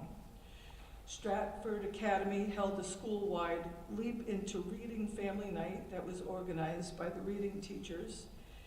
Bunnell's business department is in the process of collaborating with the Stratford Recreation Department for a job fair on March 27th. Teachers are working with students on mock interviews, resume writing, and the job application process. Stratford High math teachers have reported that as teachers and students become more comfortable with the illustrative math curriculum, which includes collaborative tasks and math conversations, student work has noticeably improved. Given these experiences, each course in Algebra 1, Geometry, and Algebra 2 is further along than at the point last year. Flood hosted their welcoming walkthrough, which was attended by family members and several community partners, including board member Jill D'Angelo Powers. And Student Council and the National Junior Honor Society are conducting fundraisers which will assist the South End Community Center and Sterling House. And finally, the Yukon women beat Syracuse 72-64.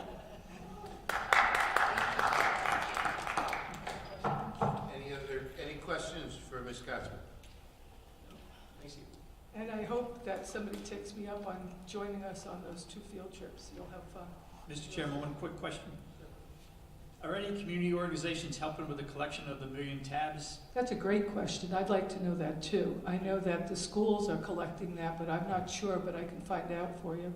Well, I noticed the VFW is collecting them, so I'll ask if they have a specific purpose for them. If not, maybe we'll grab those too. Oh, that'd be great.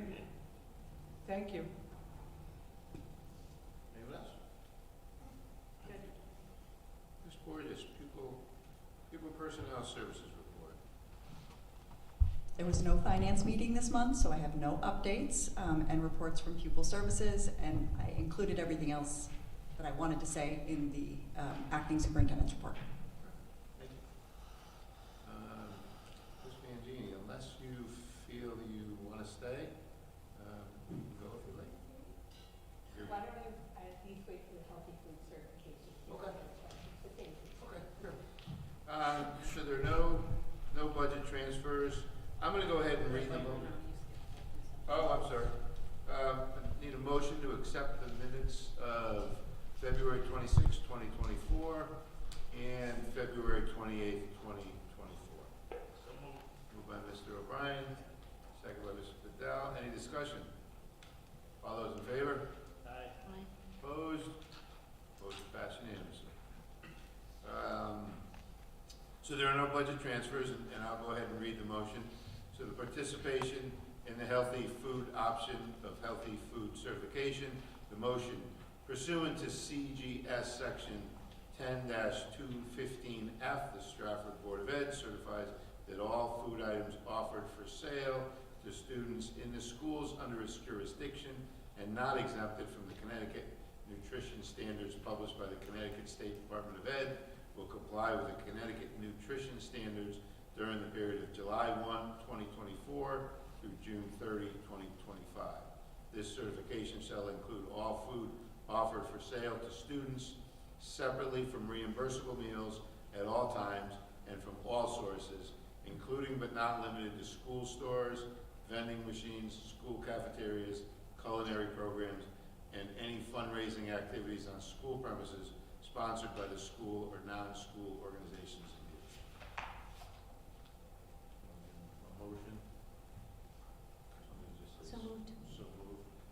Ms. Carol Fabian, second. Seconded by Mr. Kennedy. Any discussion? Yeah, I have a couple quick questions. Pam, just, they do, at some of the schools, they do like, the snap carts and things like that. I'm assuming, are there strict guidelines? I mean, sometimes they have ice cream at these snack carts, sometimes they have, potato chips and, do these things all fall under the? Are you referring to the ones that Sodexo provide? No, the PTAs do them too.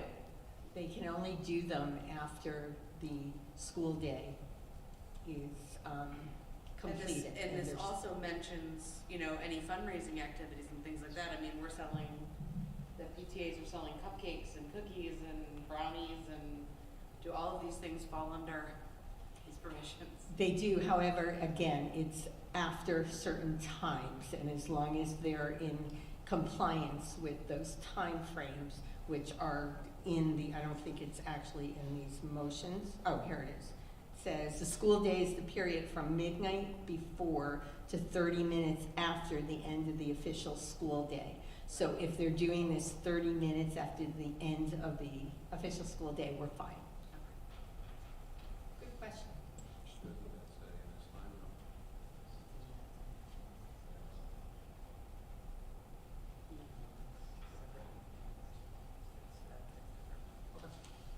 Any other discussion?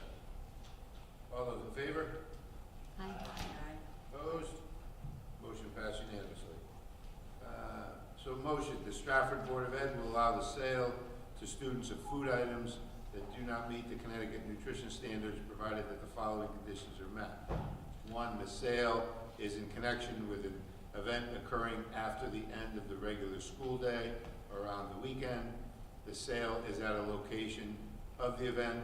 And three, the food items are not sold from vending machine or school store. An event is an occurrence that involves more than just a regularly scheduled practice, meeting, or extracurricular activity. For example, soccer games, school plays, and interscholastic debates are events, but soccer practices, play rehearsals, and debate team meetings are not. The regular school day is a period from midnight before to 30 minutes after the end of the official school day. Location means where the event is being held and must be the same place as the food sales. So moved. Moved by Ms. Bedell, seconded by Mr. O'Brien. Any discussion? All those in favor? Aye. Opposed? Motion passed unanimously. Number three, motion. The Stratford Board of Ed will allow the sale to students of beverages not listed in section 10-221Q, that's Q, of the Connecticut General Statutes, provided that the following conditions are met. One, the sale is in connection with an event occurring after the end of the regular school day or on the weekend. Two, the sale is at the location of the event. And three, the beverages are not sold from a vending machine or school store. An event is an occurrence that involves more than just a regularly scheduled practice, meeting, or extracurricular activity. The school day is a period from midnight before to 30 minutes after the end of the official school day. Location means where the event is being held and must be at the same place as the beverage sales. Moved by Mr. O'Brien, second. Second by Mr. Kennedy. Any discussion? All those in favor? Aye. Opposed? Motion passed unanimously. And that's the healthy food stuff? Okay. So we have the proposed.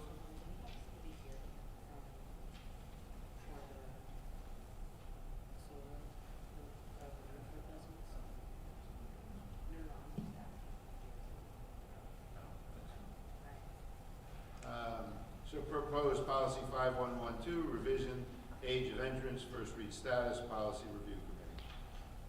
Anyone want to take that? Or? It's still being reviewed. Okay. So it hasn't been, we haven't finalized that? Is that the? Okay. I just have a question about that. For moving forward, when we have a new policy that comes, could we also receive in addition to whatever is being presented, the red line items, so we know what we're voting on, so the original versus what we're changing it to. Is that in our package, or?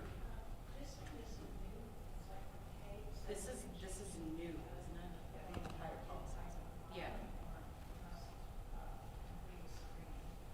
So I couldn't hear, but is that policy, is it, it's not in the agenda, is it?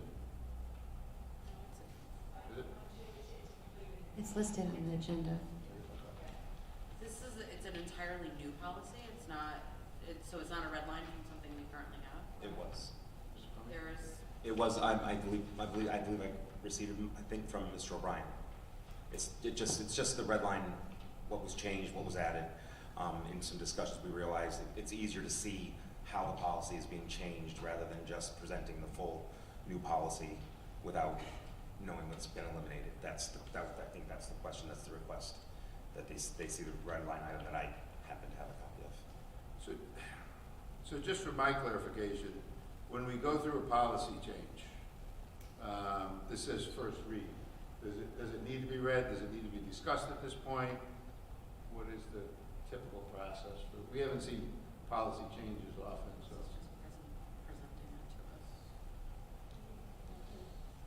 Normally, when you have a first reading of a policy, it's so the board can discuss it. If there are any concerns, at that point, you can actually have the opportunity for it to go back to your policy committee if you want any revisions or changes at that point. So that's why there's more than one reading.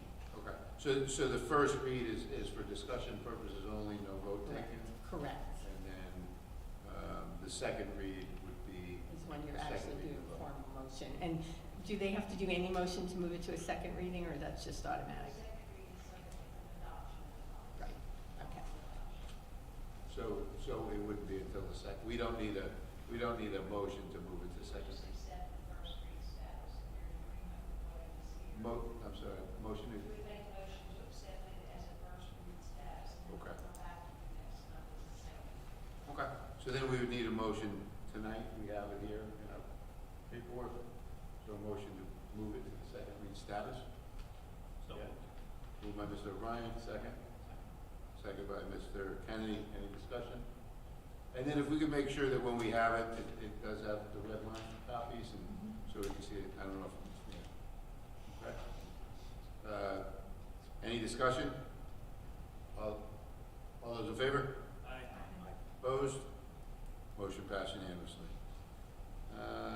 And now we'll move on to, the Board of Ed approves the filing of Form SCG 049F, final grant application for the roof portion of the Chapel Elementary School replacement photovoltaic project. Project number 1380107 RR/PV with the Department of Administrative Services, DAS, Office of School Construction, and adopting the following resolution accepting the projects as complete. Be it resolved that the Stratford Board of Ed accepts the roof portion of the Chapel Street Elementary School roof replacement photovoltaic project, project number 1380107 RR/PV as complete. Second. Seconded by Ms. Bunnell. Has somebody spoken with the town, or we're in the complete stage? Yes, that's accurate. We were advised by the town that we are ready to have the board accept it as complete at this time. Okay. Any questions or discussion? No? All those in favor? Aye. Opposed? Motion passed unanimously. So the Board of Ed, number 5, motion, the Board of Ed approves the following. Filing of Form SCG 049F, final grant application for the roof portion of the Worcester Middle School roof replacement photovoltaic project, project number 138-0108 RR/PV with the Department of Administrative Services, Office of School Construction, and adopting the following resolution accepting the project as complete. Be it resolved that the Stratford Board of Ed accepts the roof project of the Worcester Middle School roof replacement photovoltaic project, project number 1380108 RR/PV as complete. So moved by Mr. O'Brien, second by Ms. Bedell. Any discussion? All those in favor? Opposed? Motion passed unanimously. The Board of Ed approves the following: filing of Form SCG 0459F, final grant application for the roof portion of the Second Hill Lane Elementary School roof replacement photovoltaic project. Project number 138-1019 RR/PV with the Department of Administrative Services, Office of School Construction, and adopting the following resolution accepting the project as complete. Be it resolved that the Stratford Board of Ed accepts the roof portion of the Second Hill Lane Elementary School roof replacement photovoltaic project, project number 138-0109 RR/PV as complete. Moved by Ms. Bedell, is there a second? Seconded by Mr. Kennedy. Any discussion? All those in favor? Aye. Opposed? Motion passes unanimously. All right, number 7 we've taken care of. Can somebody speak to number 8? Yes, we were advised by Bunnell High School Tech Ed Department that they had received the donation of this 2004 Ford Freestar, and it will, of course, be a vehicle that they will be working on through part of the curriculum. So the board needs to formally accept that as a donation. So when it says for the technology department, is that the auto shop? Or? Yeah, it's a combination of tech ed and everything else, of course, is technology related. So yes, it is. Okay. Can you get a motion to approve? Moved by Mr. O'Brien, second. Second by Ms. Bedell. Any discussion? I'm just curious. What is there any cost implication to us, like regarding car taxes or having it registered while it's being? No, it will not be registered. We hold the title, and there are no true cost implications. Nobody's driving it, so it's not as though we have to insure it or anything. Thank you. Any other discussion? All in favor? Aye. Opposed? Motion passed unanimously. So under appointments, we have some new hires listed under appointments.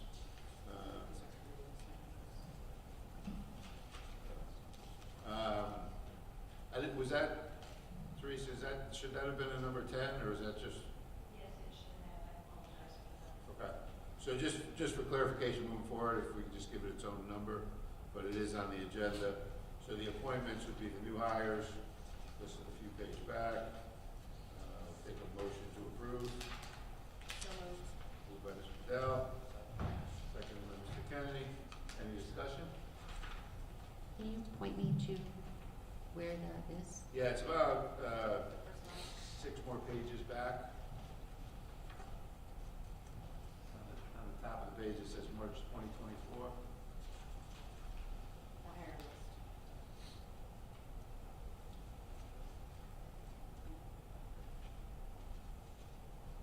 At the top, it says appointments.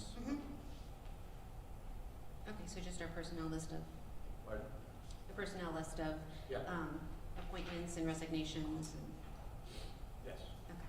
All right, thank you. Yeah, it's just titled appointments, so. All right, any discussion? All those in favor? Aye. Opposed? Motion passes unanimously. Table items, residency. We want to take it off the table. I know we received some information this month. We take it off and just ask a few questions. Motion to remove residency off the table. Motion by Mr. Dow. Seconded by Mr. O'Brien. All those in favor? Aye. Opposed? Motion passed unanimously. Can you give us just a little update on? Sure.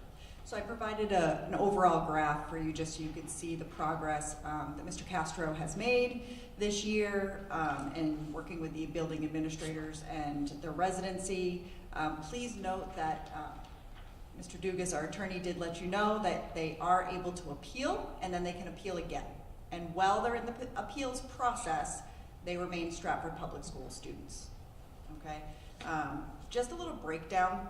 In August, we had 14, in September 12, October 8, 8 in November, 6 in December, 10 in January, 7 in February, and 3 throughout March.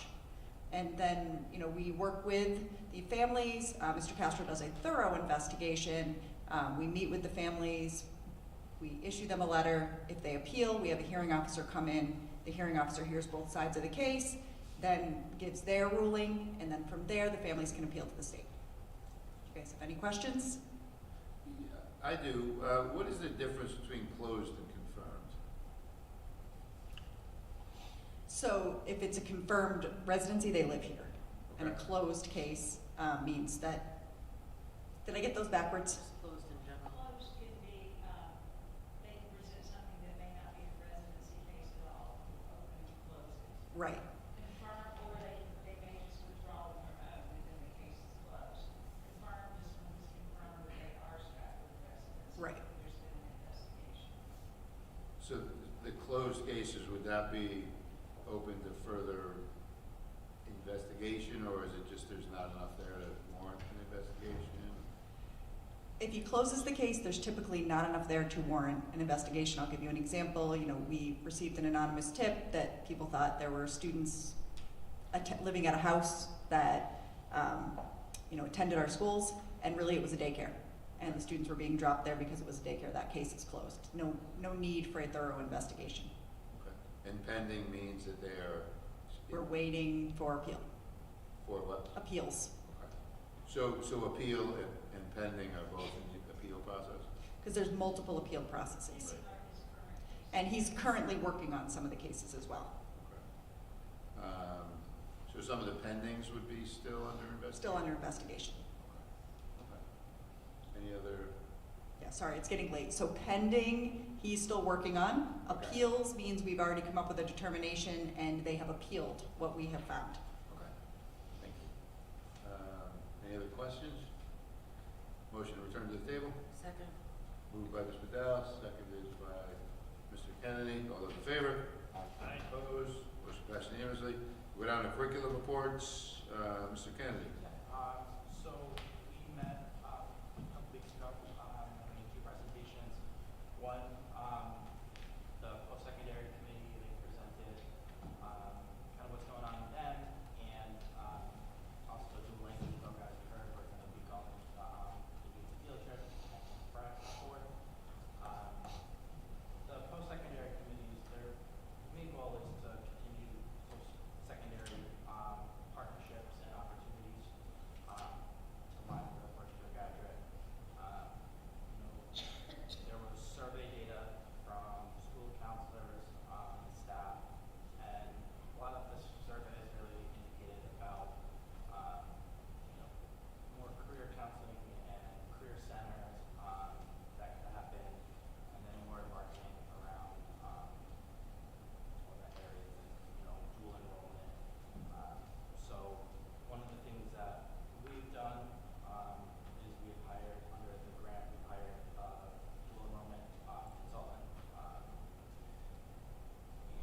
And that was it for the post-secondary. I don't know, Lisa, if you want to go over into the dual language presentation, I'll let you, if you had anything to add to that. Demarius Cruz, our new EL world language lead. She delivered a presentation on the dual language program explaining the benefits and the schedules and how it has worked and her background running and being a dual language teacher in her previous position in Norwalk Public Schools, and invited the curriculum committee in to tour and see our dual language program in action.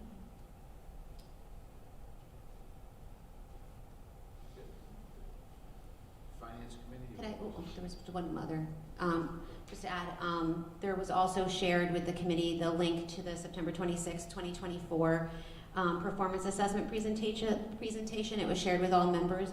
I think it's just, worth noting, like, since this was just the second meeting held, it primarily involved a recap kind of for the new committee members on previously covered topics to help familiarize them with all of the different activities and offerings that we offer here in Stratford.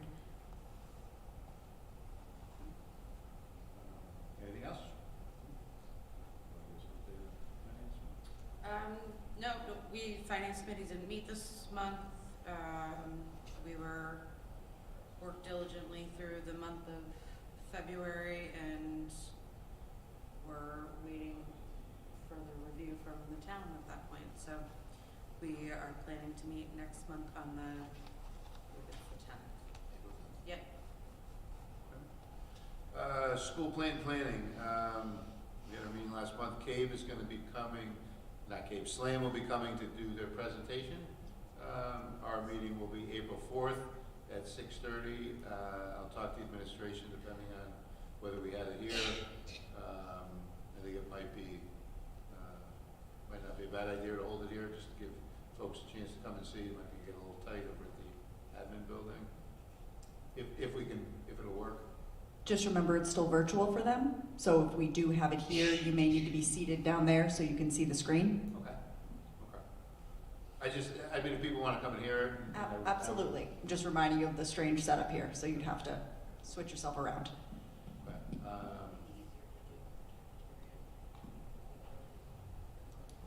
Yeah, we'll talk and figure out. I just want to give everybody opportunity who wants to. Mr. D'Angelo Powers, did you have anything? I would agree with you that I think that it'll be well attended. I think a lot of people are looking forward to that presentation, so I think having it here would be enough space. Okay, great. Thank you. Liaison Town BOE did not meet. Policy, Mr. O'Brien. Right. Yeah, we had a very good meeting on the 20th of March, and 3 subcommittees are doing great work looking at the 3 that we've identified as the first ones we want to look at. Spent a lot of time on the non-resident students policy, and then there's a good amount of time on the food service policy, which ties in with some of the things we heard tonight about money that is owed, and hopefully what they're looking at will solve that problem in the future.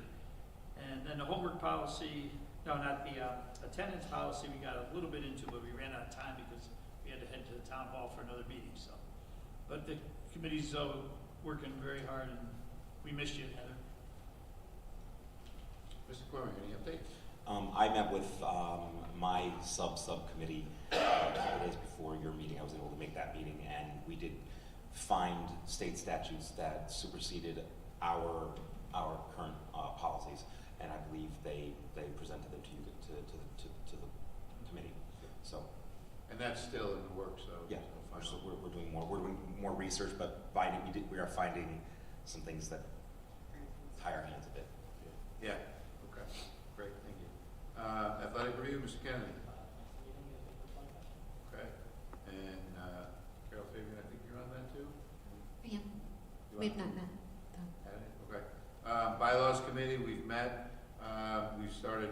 I think I mentioned the last time. We've continued our path to go through the bylaws, clear up some redundancies, and just categorize placement of items so it's a little easier to read and follow along.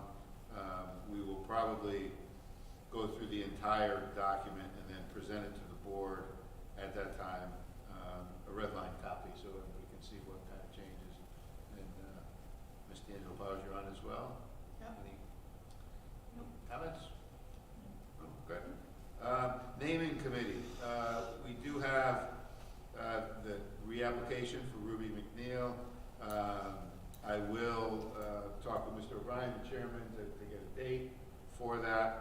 The committee was named a little while back, but that'll be their first matter of business.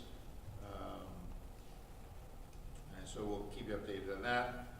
Personnel has not met. Trying to still clarify the role, but we will keep you updated there.